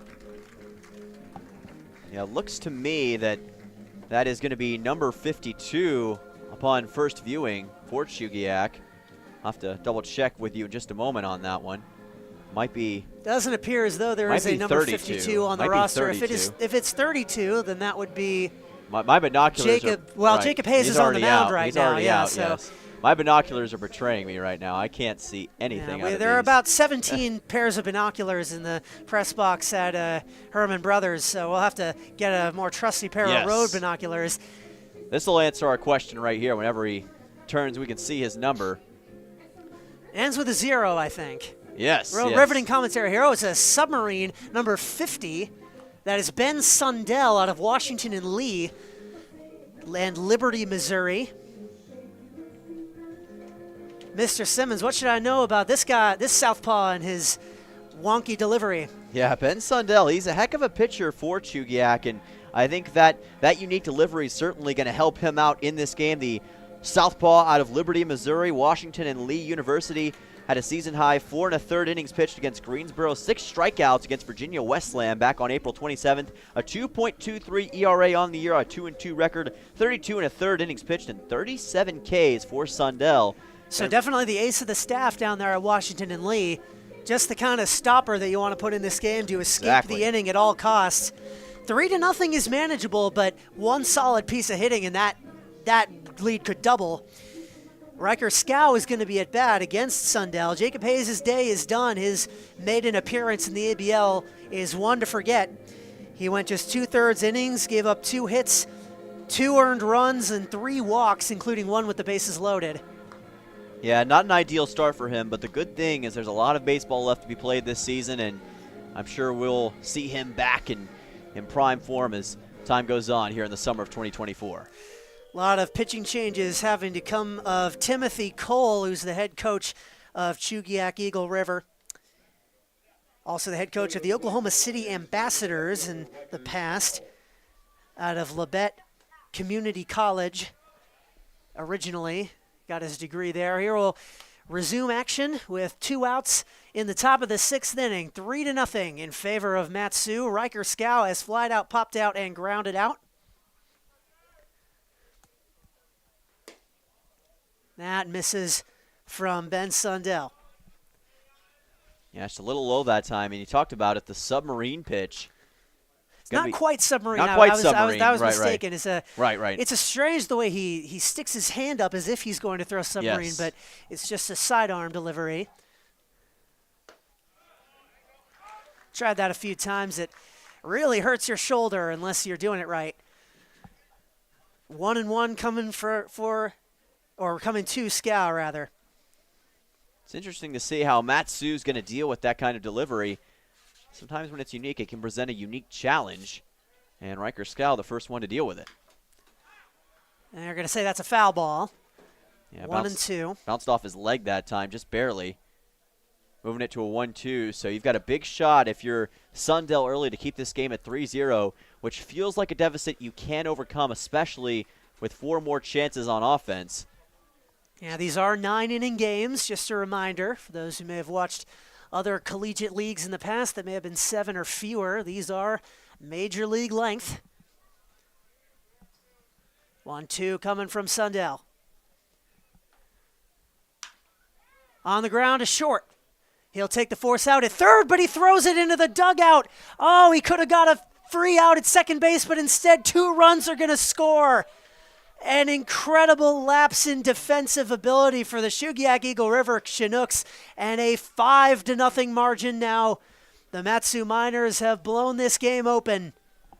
Yeah, that was just a mistake that time by the shortstop, Zaleka. I just think that he thought that he could get it to Broughton in time, and he just couldn't. That was an awkward angle to try to throw at, and it just did not work out, and that is huge for Matsu. All of a sudden, it's gone from a 3-0 game to a 5-0 game, and all of a sudden, Chugiak's in some deep trouble. I believe it's 5-0. The scoreboard says 4-0 in the ballpark, but the bases were loaded before, right? And now they're first and third, so I believe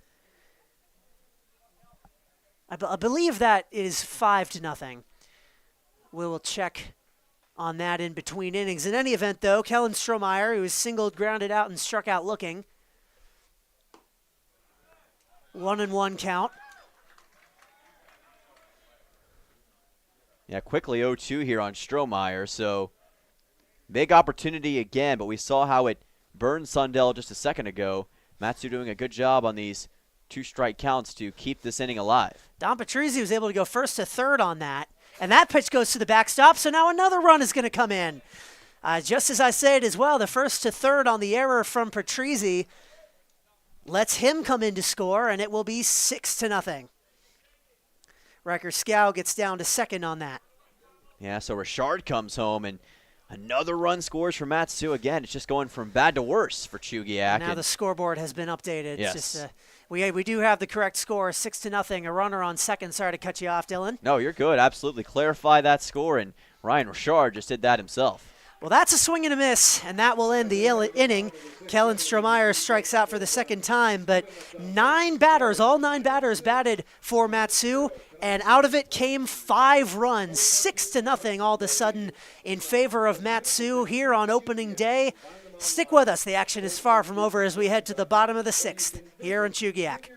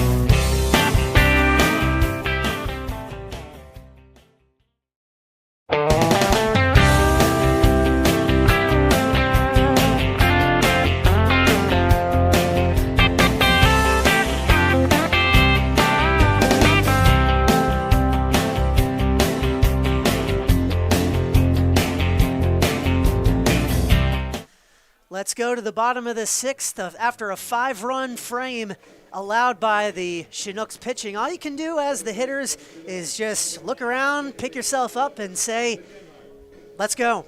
Let's start eating away at this deficit. And the first man to try and do that will be Sam Kwapnowski, who grounded out to second his first time up.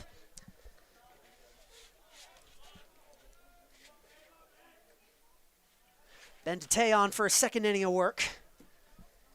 Been pretty After solid so far for Matsu. Perfect frame, yeah. Believe that's 1-1 now, or on Kwapnowski.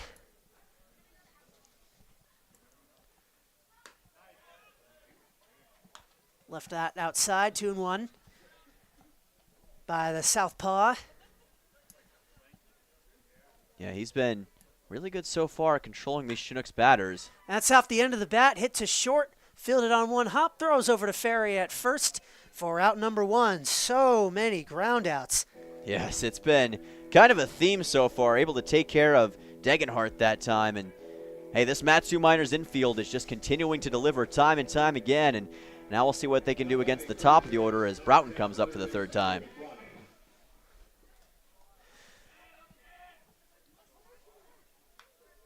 Just got a piece of that one.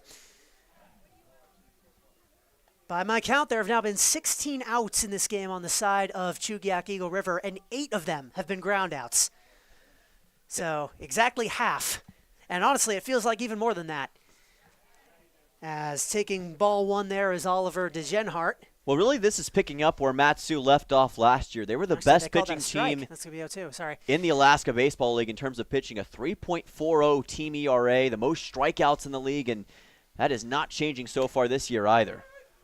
Perfect bridgeman is Ben Dete. They had a great performance from the starter into a great performance by the bullpen, and you got to realize that the ranks are only going to get even stronger as the last remaining players leave their college teams and come out to Alaska. That's a chopper to third, fielded by one Seton Hall infielder, and he throws it to another. They got a name for that. You want to tell me? The Pirate put out, and they did it once again, making another player for Chugiak walk the plank. And Degenhart actually the second. He has fallen victim to that twice now.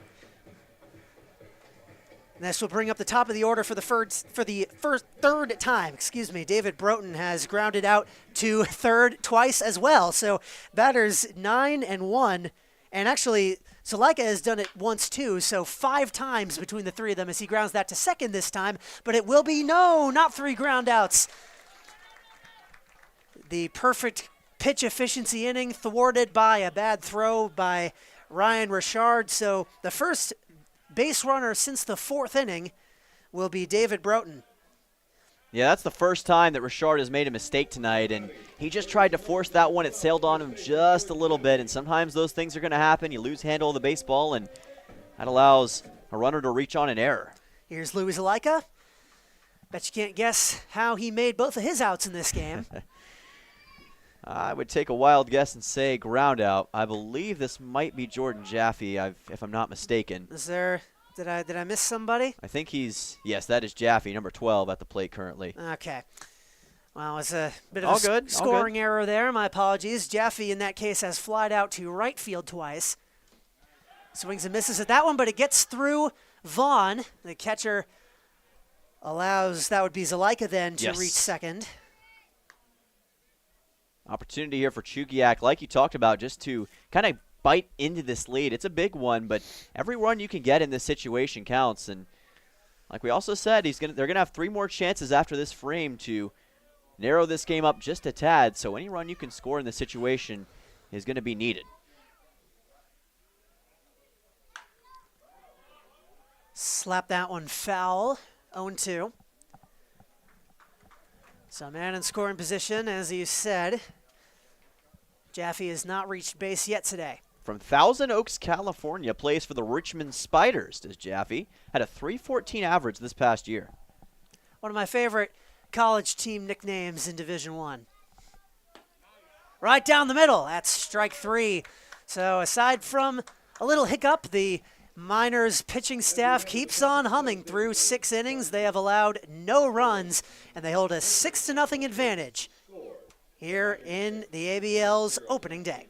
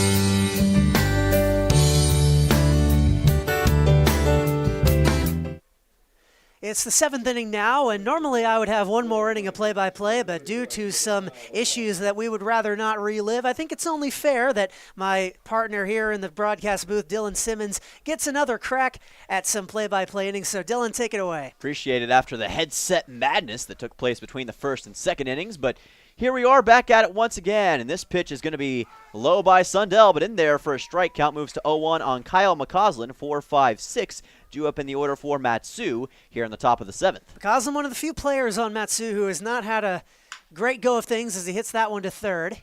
And throw to first will be in time. Nice play by Broughton, able to get it to Jaffe, a 5-3 putout for the Chinooks. And that'll make McCausland 0 for 4 on the day with a pair of groundouts and a pair of flyouts. Yeah, we know we're going to see that talent eventually. It's just a matter of getting the right velocity, the right distance on the ball, and he certainly will find that. As we'll see a new man up in the order for Matsu, Nick Ferry, the number 5 man, the first baseman today. He's been tremendous on defense.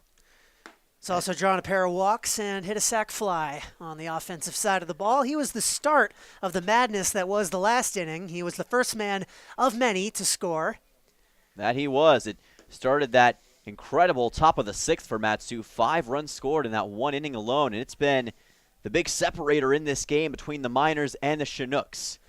Drew a walk, got to second on a wild pitch, third on a stolen base, and eventually was driven all the way home. And a run that looked like it might matter at the moment because it made it 2-0. In retrospect, maybe not the most important run, but in the scope of the game, certainly was. And he's drawn 2 walks against Chugiak today, as that ball is low for ball number 3. On the cusp of drawing another, yeah. So he's just continuing to have great at-bats and is fooling these pitchers for the Chinooks. Maybe about to do it again. A 3-1. And here's a liner right to first base, and that's going to be an easy out number 2. Jordan Jaffe bobbled it, but was able to secure it, step on the bag, and secure a quick second out. This is en route to becoming a much-needed, painless inning for the Chinooks pitchers. Yeah, if you're going to come back in this game, you've got to play a good defensive last few frames, and that is a great start to that. As we will now see Nick Bisaccia come on, the second of the 2 Nicks, as he pops this one up, and it's going to be fouled, well out of play. Count goes to 0-1. If you're looking for an 3-up, 3-down inning, Bisaccia would be the batter you'd want to end it. He is also 0 for 3 with a pair of strikeouts. Yeah, was struck out swinging in his second at-bat and flew out on a 3-1 count. His last AB. This is going to be ball number 1, as it is just out of the zone. 1-1 count. Bisaccia, the sophomore out of New Providence, New Jersey. The first half of the fabled Pirate put out. He and Ferry have been great on defense tonight, each playing in the corner. One at third, one at first, that one high for ball number 2. Bisaccia playing third base, Ferry playing first base, and they have been just great so far. It seems like they've got the timing down, and that is so crucial early on in the season. Can be a great separator. 2-1 count, and a low pitch for ball 3. Ben Sundell still settling in, being on the mound. He was given quite the situation in his first ABL appearance, was able to navigate it without giving up too much more. The damage he allowed was not his fault. There were a pair of unearned runs, as that will be ball 4. Bisaccia reaching on the first time. Yeah, a walk by Nick Bisaccia, first time getting to base as he forces the walk by Sundell, and the Matsu Miners keep marching ahead. Now we'll see Logan Vaughn come on for Matsu, the number 7 man in the order. He has been walked once and was able to score a run in that big running barrage in the top half of the 6th inning. Reached on a 3-2 count as well. Immediately, this is going to go for a strike, and it's an 0-1 count. One base runner is how it starts. That's what we've seen these last couple innings. Vaughn also struck out swinging in his second at-bat, so there is an opportunity for Sundell here potentially.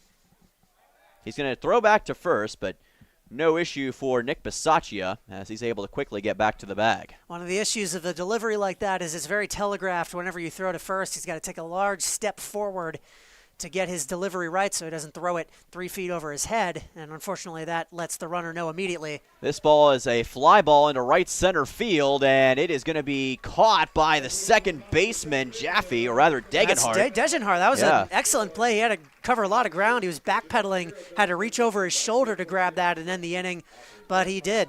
He did do just that. So a scoreless inning for the Mat-Su Miners, just what the doctor ordered for Chugiak.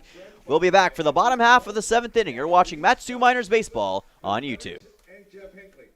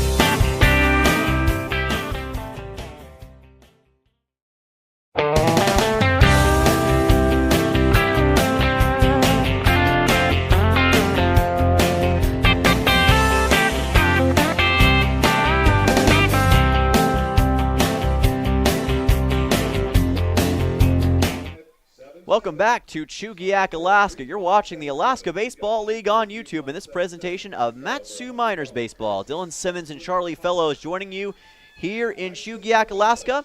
Mat-Su Miners up 6-0 on the Chinooks, trying to bring this one home and get their first win of the season on opening day. Leading off for the Chinooks will be Jaden Hill, the Arkansas State Red Wolf out of Frisco, Texas. He grounded out his first time up, got a single his second time. As Dylan alluded to, this is the YouTube channel where you'll be able to find us all season long, so keep that saved in your bookmarks. Throw to first by Detay in time, as that was just barely popped right to him, and he did a good job of just executing that perfectly. So Hill is retired. That'll send on the next man up in the order, Medeiros, the Hawaii product out of Westmont University, 6'0", 200 pounds, and a sophomore. He is walked and popped out. Ben Detay has been excellent in this game in relief of Peterson, who must have reached his pitch quota. He leaves that one low for a ball. He is yet to allow a hit. Has allowed just one base runner, and that was because of an error. And every other base he has allowed one. He has issued one strikeout, and one batter has reached on an error that should have been a ground out. Every single batter he's faced other than that has grounded out. So just the picture of efficiency. Absolutely. An efficient pitcher is Ben Detay. This one low for ball number 2. And you need that kind of efficiency to keep your team out in front. And he is doing exactly that, just as he did in the Big Ten this past year, now bringing that magic to Alaska. Swing and a miss, and the count goes to 2 balls and 2 strikes. What a pitch by Detay. And he's on the verge of potentially bringing another K to Mat-Su on a 2-2 count. And getting out number 2 in the bottom half of the 7th. Would just be the 3rd strikeout of the game for a Chinooks hitter. They've been making contact, just none of it has been quality. As we said before, I'm pretty sure only one, by our count, one ball off the bat of a Chinooks hitter has left the infield. And that's going to be a walk issued by Detay, so a bit of a break here for Orion Medeiros as he's able to reach first on a full count. So his second walk of the day. Yes, so he has definitely been able to do that with efficiency. He delivered a walk in his first at-bat of the day as well, also on a full count. So Medeiros showing some great heart in those situations. Now we'll see R.J. Rickabaugh, the catcher, for his 3rd AB of this game, the left-handed batter as well. He's reached on an error and lined out to shortstop. That was an excellent play there, if I remember, by Don Patrizzi. Just one of the endless defensive plays that this Miners infield has made. They make it look so routine, but trust me, it is not. That pitch is going to be just outside, and time is called as we will see Logan Vaughn talk to his pitcher, Ben Detay. They're going to have a brief discussion It's always good when the catcher understands the moment and gets that sometimes you got to have a conversation, and might have been doing a number of things. Could have been exchanging signals, trying to make sure they're on the same page. You definitely don't want to lose that, especially when you've got a big advantage, and you don't want to give that up. This is the kind of time during the game where you want to foster that chemistry even more. The game might not necessarily be on the line, but there's no excuse to let the execution slide. 3-0 count now. Yeah, 3-0 count for Rickabaugh. And on the verge of issuing 2 straight walks here is Ben DeTay. Not yet, though. Able to get that strike, and it's a crucial one. 3-1 count. Some in the Chugiak crowd might disagree with you there. There's always going to be a little bit of controversy, even from the best umpires. Motion's riding high. Here's a high fly ball into right center field, back towards the wall. It's going to stay in the yard, and the catch will be made by Drake Kerr. So the Islander gets out number 2, 2 away now in the bottom half of the 7th. One of those, kind of the opposite of a few balls that we've seen so far. It looked like a harmless pop fly off the bat, but it just kept on drifting. Luckily for the Miners, it stayed in the yard because that would have been a 2-run bite out of a 6-run lead. Nothing to sneeze at. Keaton Laidley going to try and do something to that effect now here. Yeah, Chugiak, a team that didn't specialize in the home run, as that one is popped up foul and just out of play. Heck of an effort by Basaccia, who was doing everything he could to try to catch up with that baseball. Count's going to go to 0-1, but they only had 5 home runs last year. That was the least scored in the ABL, so they would love to have an uptick in that sort of productivity. To be fair, this is a tough park to get home runs in. Very true. There's a strike, and the count goes to 0-2 just like that. Between the wall being far away and then just, as you can tell based on watching this, the way the mountains are orientated, that's going to be, when it's windy, the wind is going to be coming straight through, blowing in from center field. It is a beautiful spot for a ballpark nonetheless. Really no bad views here in the Alaska Baseball League, as that is going to be fouled. Count stays at 0-2 for Laidley.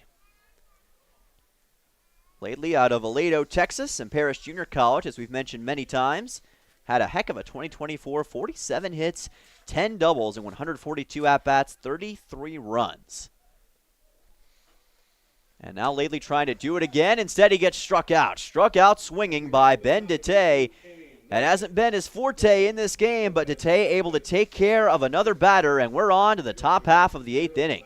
Your Matsu Miners dominating in Chugiak, up 6-0 on the Chinooks. We'll be right back. You're watching Matsu Miners Baseball on YouTube.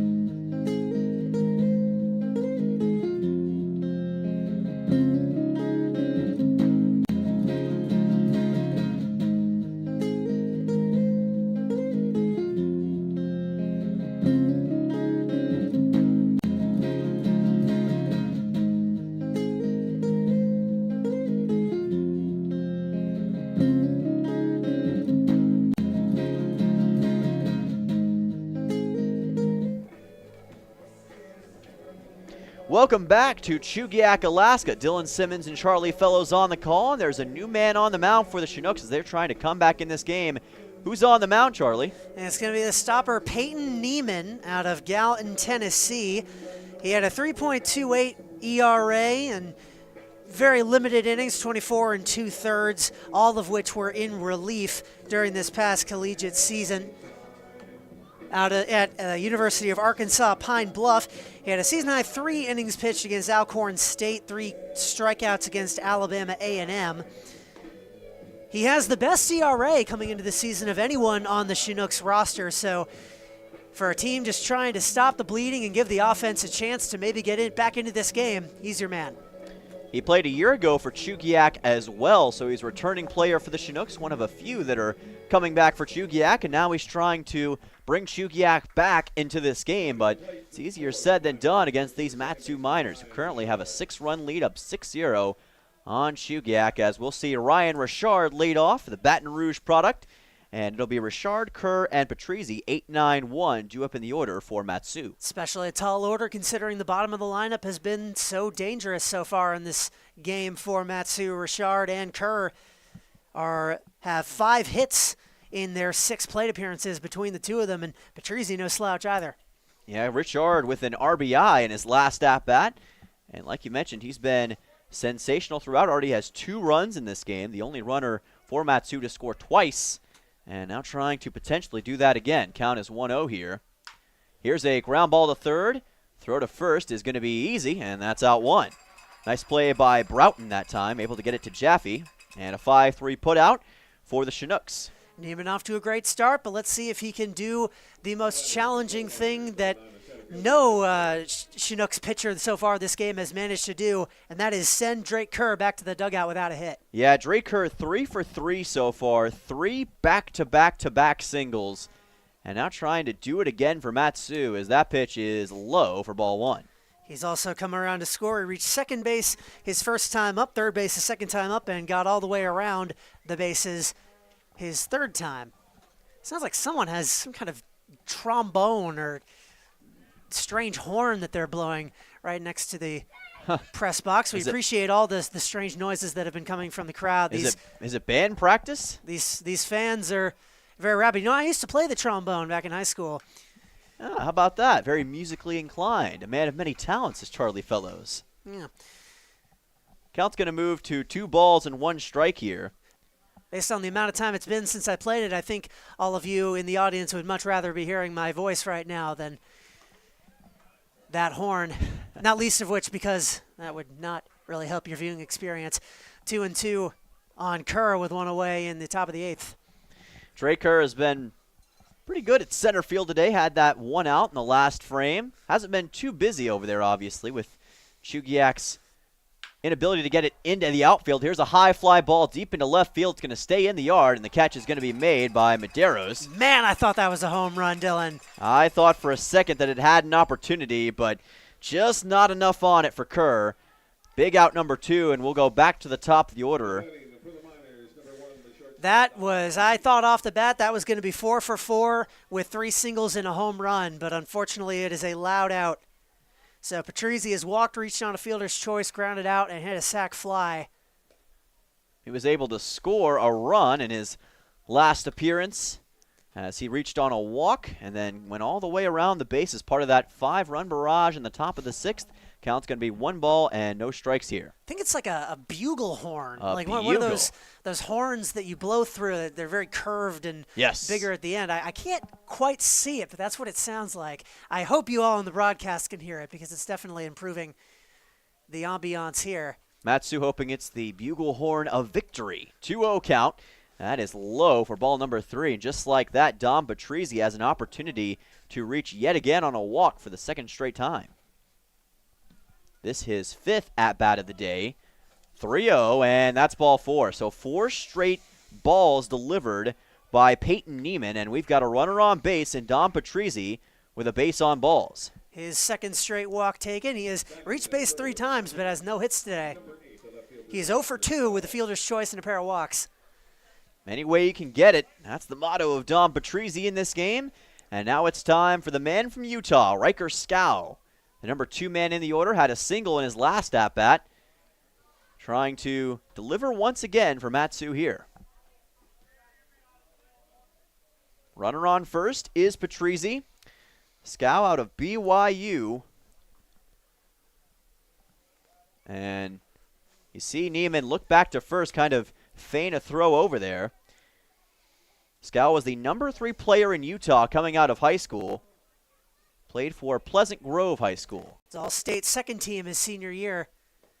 That pitch is low for ball number 2, so now 6 straight balls for Peyton Neiman and a 2-0 count for Scow. He was a top 500 prospect overall in the country, a 17U WWBA West National champion, made the all-tournament team during that run with his club team.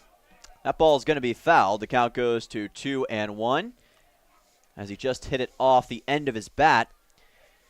All these players, no matter how many experiences, how many opportunities they got at the level of play that they were playing this past offseason, were highly touted high school prospects.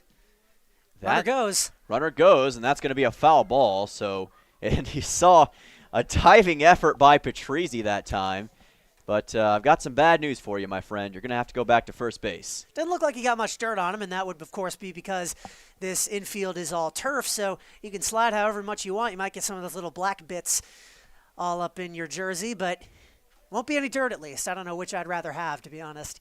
2 balls, 2 strikes now for Scow. Let's see if this time he can deliver.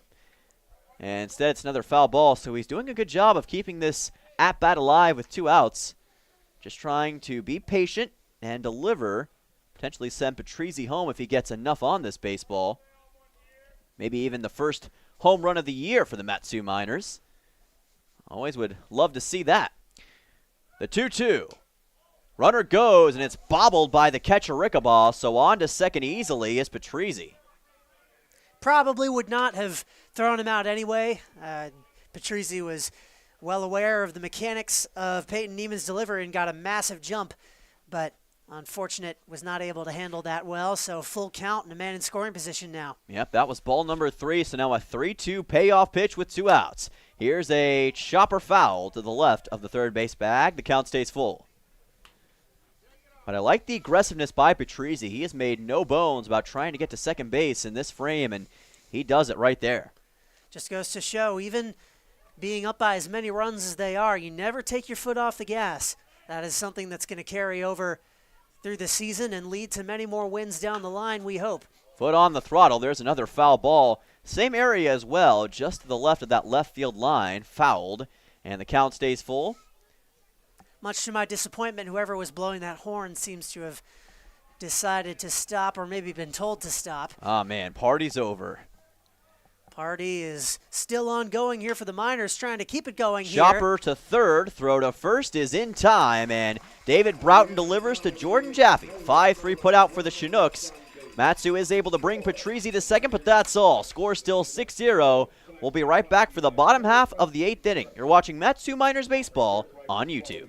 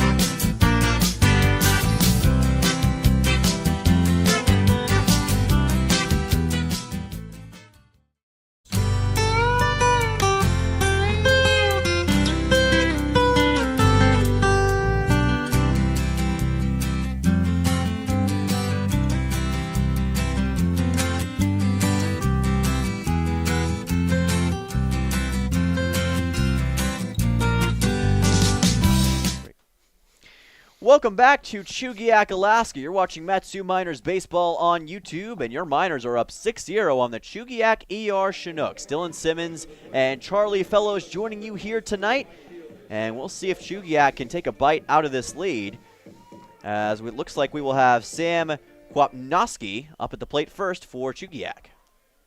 8-9-1, the trio due up. Kwapnoski is grounded out twice, which I'm sure you're all shocked to hear. That he has. Ben Dete is out there for another inning of work as well. Sorry to cut you off. Here is a fly ball deep into left field, but it's going to be caught nicely by Riker Scow, and that is a quick first out. So a fly out this time for Kwapnoski, a nice change of pace, so to speak. And now we'll have Oliver Degenhardt up for the Chinooks. He's grounded out once. His second at bat, I believe, got lost in the shuffle that resulted in the scoring confusion an inning ago. but it wasn't out, whatever it was. There's a swing and a miss, and the count goes to 0-1 on that nice high fastball by Ben Dete. That one elevated nicely. Now he's going to try to do it again. The southpaw throws it, and that is just inside, it looks like, for ball 1. So the count evens at 1 ball, 1 strike. Degenhardt has grounded out twice for the Chinooks in this game. Another pitch. Pitching staff between Peterson and Dete has allowed a total of 6 base runners through 7 and change innings here in this game today. The best way to keep runs off the scoreboard is to keep runners off the base paths. Here's a ground ball to second. Throw to first by Richard is in time to Ferry, and that will be out number 2. Nice work by Ryan Richard. 2 away here in the bottom half of the 8th. No one on. The Chinooks is more annoyed at the amount of ground outs that his team has been hitting into this game than David Broughton. He has grounded out to third twice and another time to second. Yeah, it's definitely frustrating for him, and he swings and misses at this ball. Count goes to 0-1. So Broughton is just trying to kind of get a feel for the game here. Here's another chopper fouled, and the count will quickly go to 0-2. Against Ben Dete, though, it's easier said than done. He just does not give up a lot of big shots, and he is doing that once again, just as he did for the Hawkeyes. And it's definitely Dete's skill, because Broughton is not someone who is normally going to hit a lot of weak contact. He hit 6 home runs, slugged .527 his past collegiate season at Quincy University. He was a power hitter. So the count here at 0-2, and that is dead on, but not quite a strike. So it's going to move it to, I believe, a 2-2 count. We'll clarify that. Yes. So a 2-2 count here for Broughton with 2 outs. Pitch by Dete, and another foul ball off the end of the bat of Broughton. And we will say at 2 balls, 2 strikes. You see some snow up there on the peaks nearby, and Ben Dete has been cold as snow here in this game, trying to deliver an avalanche to finish this thing off. The 2-2, and he is going to have that one be fouled just barely by Broughton to keep this AB alive. All that rain we had yesterday melted a lot of the snow caps up top. Those peaks were covered in snow just a couple of days ago. That they were. Pitch by Dete inside for ball 3. I had a nice trip up to Independence Mine State Historical Park back on Tuesday, and it was a beautiful place. Saw Eduardo Mendoza and Luke Smith from Incarnate Word out there as well, other miners that you guys will get to see in the short-term future. Miners at the mine.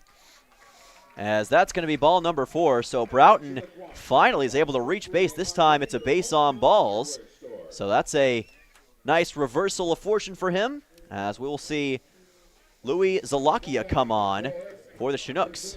Second walk issued by Ben Dete. Dete, by the way, still has not allowed a hit in this game. He has given up 3 base runners, an error, and a pair of walks. He has had an incredible outing.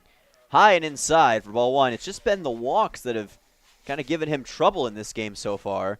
Overall, just the 1 single off the bat of Jaden Hill for the Chinooks in this game. That is it. Dete issued 10 walks in his 23 2/3 innings pitched for Iowa this past year. Count goes to 1-0, and it's in there for a strike, 1-1. So he's hoping to potentially limit the amount of walks here in Alaska. A 1-1 count for Zalaika. Given how well he's pitched otherwise, I think he'll take that. And that will be ball number 2. And with the outing he's had today, I'm sure he's going to be pretty satisfied with his performance, although players we know are always looking for ways to improve. And with the Mat-Su Miners, it's always about improvement from every game to the next one. This ball popped up on the right side.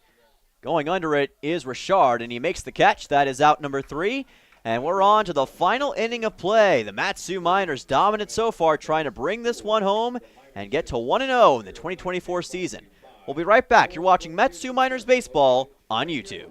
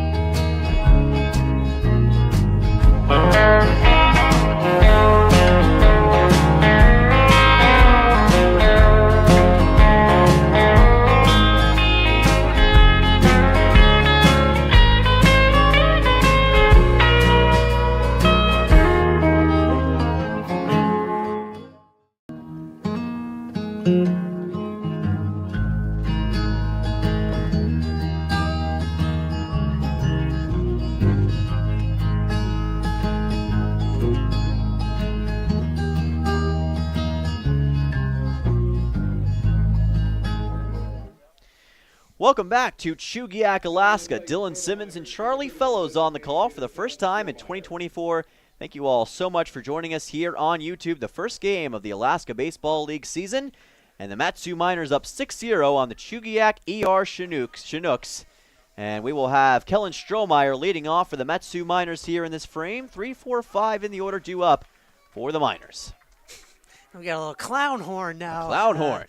Whoever that is, I like to think that it's the same person who came equipped with like 4 different types of horns, specifically to cause me to laugh right before I give my analyst hit. Well, you know, being from Maine, you know a thing or two about potential clowns in the area. Oh, yes, I do. Yeah. I can't say I've ever seen one myself. They are usually up in the Bangor area, and I'm from further south, but... Hey, just don't look in the sewer, man.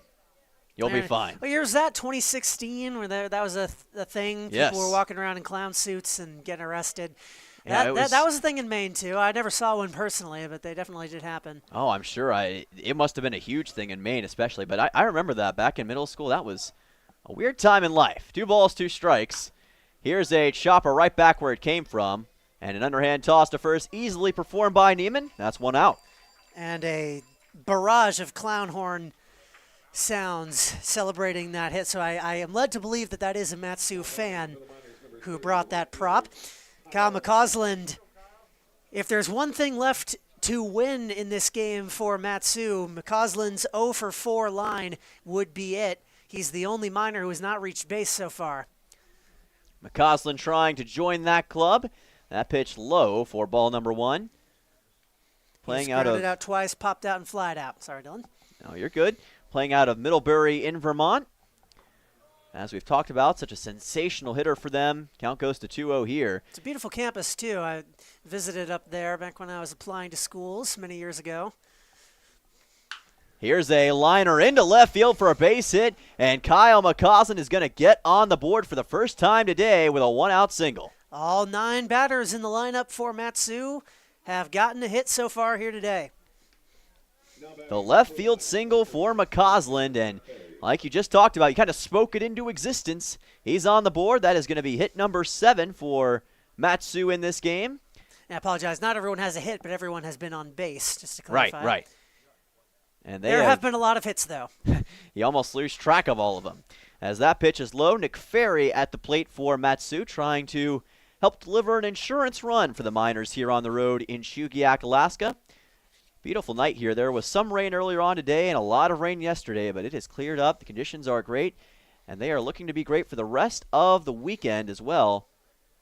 Mat-Su will take on the Anchorage Glacier Pilots tomorrow night. You can catch that right back here on YouTube at 6 o'clock Alaskan Daylight Time. First home game of the year, part of the Alaska Airlines 2024 kickoff for the Mat-Su Miners. And that, of course, is a rematch of last year's Top of the World Series Championship, which the top-seeded Mat-Su Miners lost in heartbreaking fashion, 2-0. That they did, and they lost in their own home field at Herman Brothers. So you've got to think that's going to add some extra motivation for Mat-Su, and especially head coach Ty LeBrun, as that is fouled off for a 2-1 count. Even though all these players are new for Mat-Su, that history still runs deep, and I'm sure they understand what is at stake against the team that's really been the top of the pile, so to speak, here in these last few years. The Anchorage Glacier Pilots should be fun. Of course, you got to talk to Ty LeBrun a couple days ago. Those who were watching the pregame show, which, by the way, always watch the pregame show. If you're going to tune in about 5-10 minutes before the scheduled start time, we're always going to have some content for you. We'll try our best to do that before every game. For this game, it was an interview with Ty LeBrun talking about how great the community is in the Mat-Su Valley that keeps him coming back year after year. This, I believe, is his 8th season? 7th season. 7th season. Yes. I've thought that off the top of my head, but he's going to keep on coming back time and time again. The players love him. The fans love him. He has become... And he's been one of the more accomplished skippers in this league, even if he has not won a championship in a bit. That's the last thing on his resume would be that championship as a head coach, as that one is going to be low and get away. It's going to be a walk. I believe that was a hit by pitch. Or was it a hit by pitch, actually? My apologies. That was so low I couldn't exactly tell what had happened, but it just caught, I guess, the shoe of Ferry that time, and he's on to first with a base on balls. or rather a hit by pitch. Still thinking it's a base on ball. Base on ball, singular. Yes. So he's on to first with the hit by pitch. So now you got a runner on first and second for Matsu, and we'll see another mound visit from Chugiak here. The Chinooks down 6-0. This rate, I'd be shocked if they pulled their pitcher with just 2 outs to go in this one, most likely barring a miraculous bottom of the 9th rally. Yeah, I'd have to imagine that they'll keep Neiman out, if at all possible.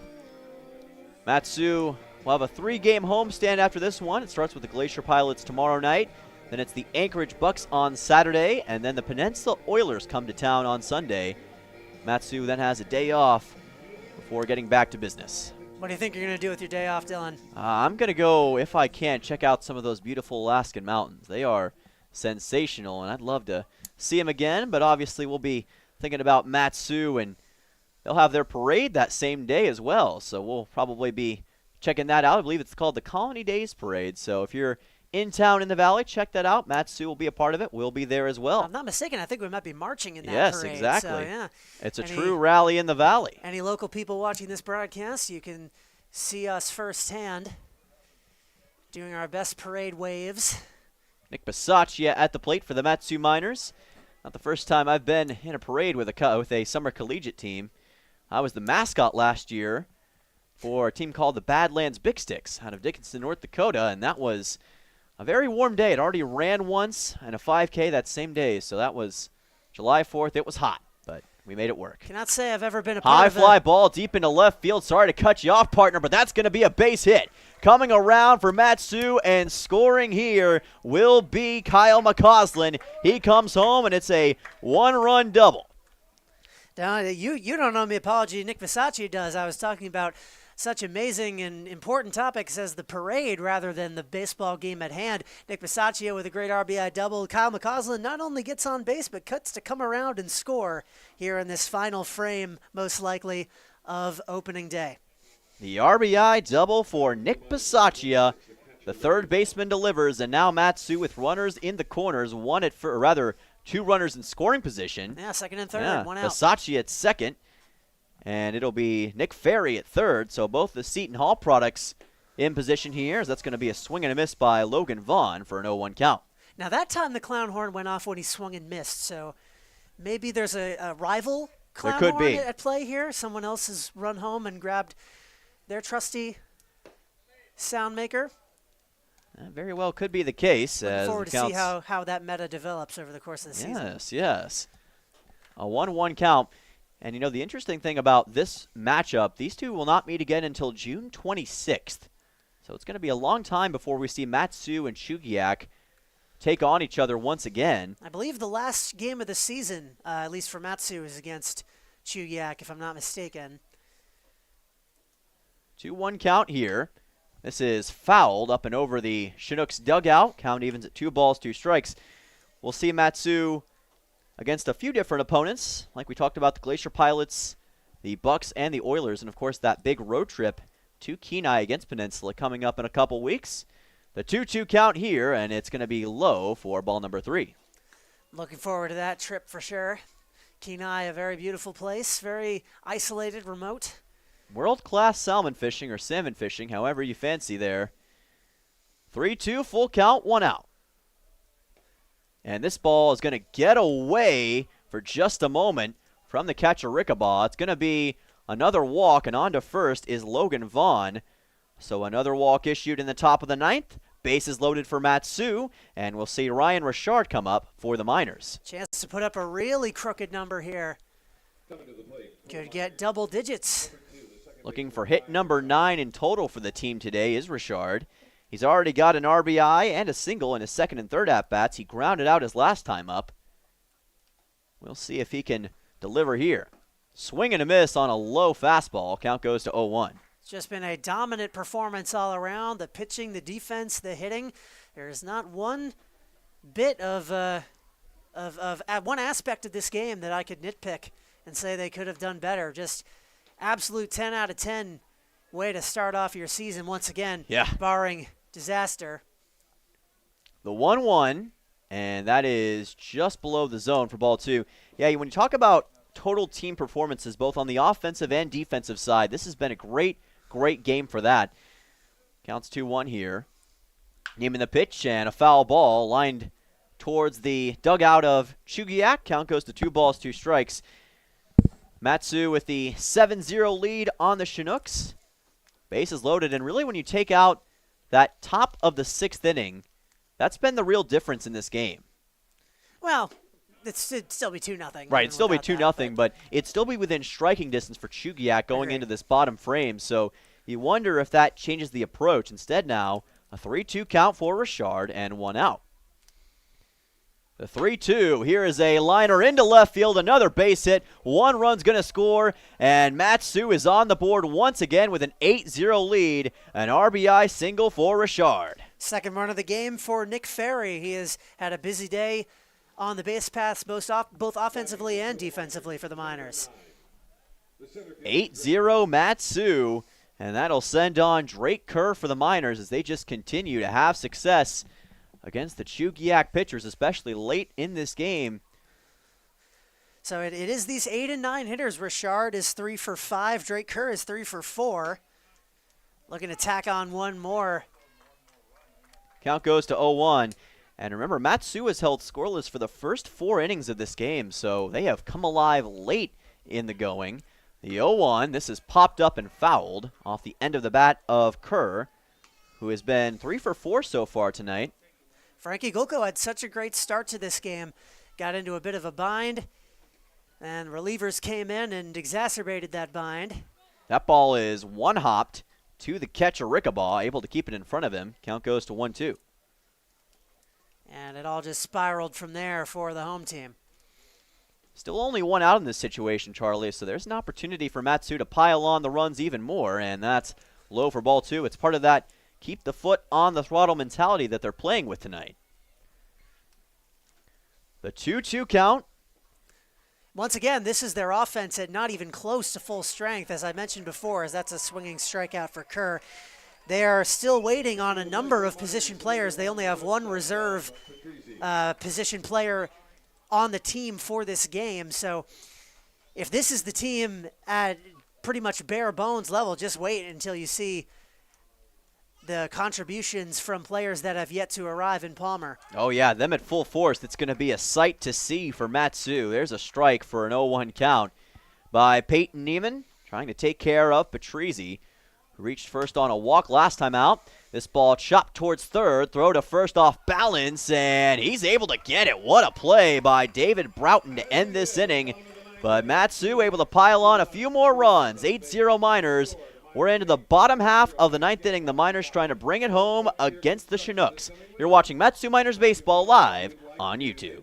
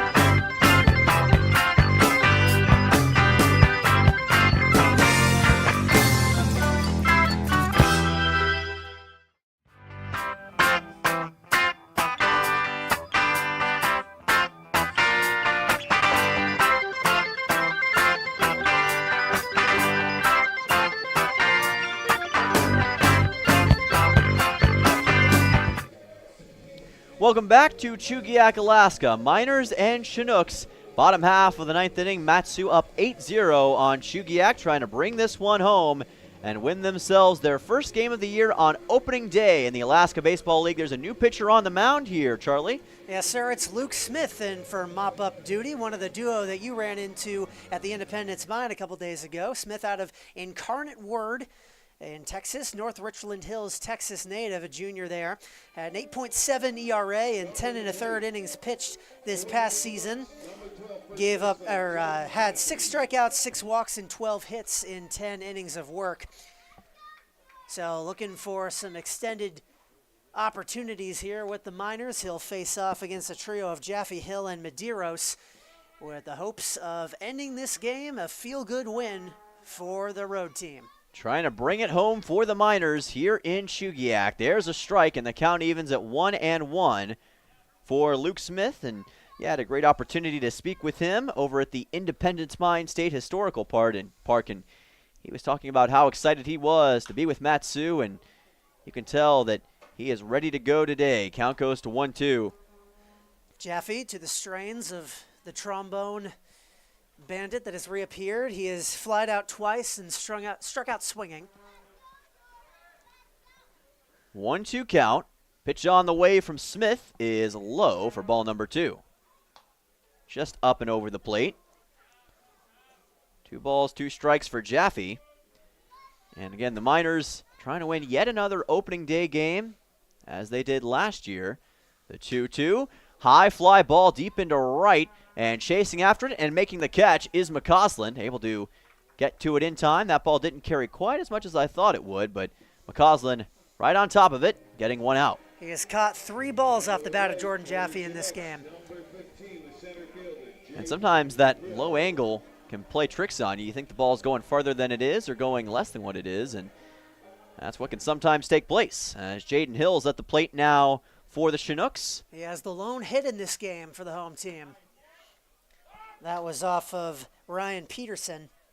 By the way, Ben Dete retiring with no hits in his several innings pitched. He had a sensational day for Matsu. Got to give credit to him, as we do for all the Matsu pitchers. Check swing here, and it's going to be a 1-1 count. Jaden Hill, the center fielder for Chugiak. Chinooks, as you mentioned, with just 1 hit total in this game. Pitch on the way, and a fly ball fouled. Count moves to 1-2. As the game likely draws closer to its end, I want to say thanks to everyone who has tuned in and gotten to know us, gotten to hear us in this first game of many. It's only going to get more fun and more polished and better as the season goes along, so we beg you all to stick with us. It's going to be a sensational season of Matsu Miners baseball, and we hope all of you will stick around to catch it. Big one tomorrow night and many more in the future as we see if the Miners can bring home a 2024 Alaska Baseball League championship. That pitch is straight on, but not in the zone. Ball number 3. So a full count drawn by Jaden Hill, and now an opportunity to potentially get on base for the Chinooks. We'll see what he can do against Luke Smith. And that is going to be ball number 4. So he reaches on a ball, and that'll be a base on balls for him. Runner on first for the Chinooks. They have drawn 5 walks in this game, so they have not been without their base runners. That's been their biggest strong suit in this game, is their ability to draw walks, and that could pay huge dividends for them, especially if their offense can become more efficient as time goes on. Yeah, I was going to say, it's going to help if they can string a few of them together at least. They've had several opportunities, but only 1 run score, rather no run score today. They had just 1 inning, the second, with multiple base runners at once. That was when Ryan Peterson got into that first and third no-outs jam that he navigated out of. Orion Medeiros set the plate now for Chugiak with a 0-1 count. Another strike fired in by Luke Smith.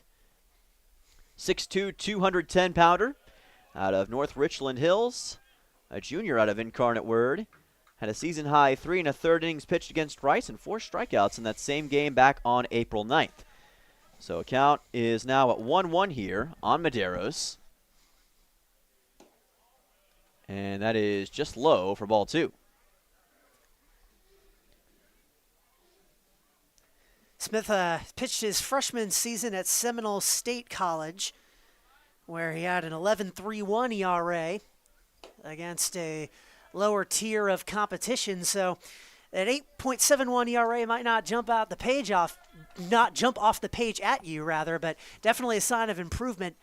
And he is already showing that he's going to continue that into this season, lone walk notwithstanding. 2-2 count. This is popped up and fouled right up and over our press box. It makes contact with the cage. Count stays at 2-2 for Medeiros. Whenever the camera shakes, that's what's going on. That's a thing we've seen a few times tonight, maybe a bit too many for our sake. A 2-2, still just one out. And that's inside. Throw to first is not in time, but a heck of an effort. That was great recognition there. Jaden Hill was way too far off of first base. And you see he got kind of caught like a deer in headlights when he saw Vaughn trying to throw down there. He just froze for a second and then dove back in. I think a better throw might have been enough to pick him off there. Either way, that is going to be a strikeout, and it's the second out here in the bottom half of the ninth. So Medeiros is struck out, and now we will see R.J. Rickabaugh potentially the last stand for Chugiak right here. As that pitch is low for ball number 1, and Luke Smith with his first strikeout as a minor, getting it done, and now with an opportunity to do it one more time and bring home the Mat-Su win. Rickabaugh, like many other players on the roster, looking for their first hits as Chinooks. All but one of them came up empty-handed in this game. Here's a foul ball, and the count evens at 1-1 for Rickabaugh. Rickabaugh's reached on an error, lined out to short, and flied out to center. So he's had some solid contact. I believe the line-out was a great leaping play by the shortstop, Don Patrizzi, that would have been a hit with a lot of other fielders. This one is going to get away from Vaughn and on to second, and sliding in easily here is going to be Jaden Hill. So runner on second for the Chinooks. Catching a bit of a break there. Count is going to be 2-1. Clown horn in the crowd, underscoring the miscue from the catcher, Logan Vaughn. That's going to be a pass ball. And so for just the third time in this game, the Chinooks have a runner at second base. Here's a ball played into foul territory, and boy, Bisaccia did everything he could to catch up with it, but just couldn't make it in time. It is going to even the count at 2 balls and 2 strikes, however, and Rickabaugh now in deep water. Chinooks down to their last strike in an 8-0 opening day drubbing. It has been total domination for Mat-Su so far, and they're trying to put the finishing touches on it right here against the Chinooks on the opening day of the Alaska Baseball League here in 2024. And now there's a bit of a stoppage there. I don't know what Jaden Hill was doing. Is that a pinch runner there? 2-2 count here. No, that's still him. That's still I'm Jaden not sure Hill, what yes. was going on there. 2-2. This is going to be a grounder into right field for a base hit. And coming around is Hill. He is going to score. So Chugiak gets on the board for the first time this season with an RBI single from Rickabaugh. Down to their last strike. R.J. Rickabaugh comes through. And just a little bit of silver lining on what has been a pretty demoralizing evening. And the crowd went crazy. Well, there goes the shutout for Mat-Su, but a little bit of a silver lining for the Chinooks. At least they can say they got a run on the board here in the first game of the season. And it'll be a positive to take away, even if they do lose this game, as it appears they are potentially on their way to doing. As Keaton Laidley, the DH, comes on with 2 outs. This pitch is just outside by Luke Smith. Count goes to 1-0. Just the second hit of the game, of course, for the Chinooks. And Keaton Laidley, one of many that has not reached base, struck out swinging twice, grounded out to second. The 1-0, check swing, and it's going to be called for ball number 2. Laidley out of Paris Junior College and Aledo, Texas, with 10 doubles in 142 at-bats. That's about a 100 double percentage. Here's a high fly ball into right field. It's going to sit down in front of McCausland for a base hit. Runners on first and second for the Chinooks, and all of a sudden, Chugiak finding a little bit of life here in the bottom half of the ninth. So those horns definitely are Chugiak fans, because they're out in full force now as the rally is in full swing. 2 straight hits after having just one in the previous 8 2/3 innings with 2 outs in the ninth. All all of a sudden, a little bit of trouble. Back-to-back 2-out singles for the Chinooks here in the bottom of the ninth. And now we will see Sam Kwatnowski come on. Runners on first and second. We'll see if Kwatnowski can answer the call. That is high for ball number 1 and outside. Luke Smith's got to dial in here. That he does. Are they in any danger of losing this game at the moment? No, but one solid hit and you could be pretty close to it. Again, foot on the throttle is the priority as that finds the zone for a strike. Nice breaking ball by Luke Smith that time. Count evens at 1-1. You certainly don't want to be the guy that turned what was an 8-0 margin into something like 8-4 or 8-5 after one inning of work. This is going right back where it came from. Underhand toss, and that will do it. The Mat-Su Miners come into Chugiak and get a season-opening win against the Chinooks by a final score of 8-1. Complete domination by Mat-Su. They are 1-0 in 2024. Thanks so much for listening to us. I've been Charlie Fellows. That's been Dylan Simmons. And we are absolutely thrilled to bring you all the more action that the Mat-Su Miners have to offer this season. So stick with us. Hang on to this YouTube channel and your bookmarks list, however you're able to hang on to these things. And we'll be back here same time tomorrow for the home opener at Herman Brothers Field. You won't want to miss it. Yes, sir.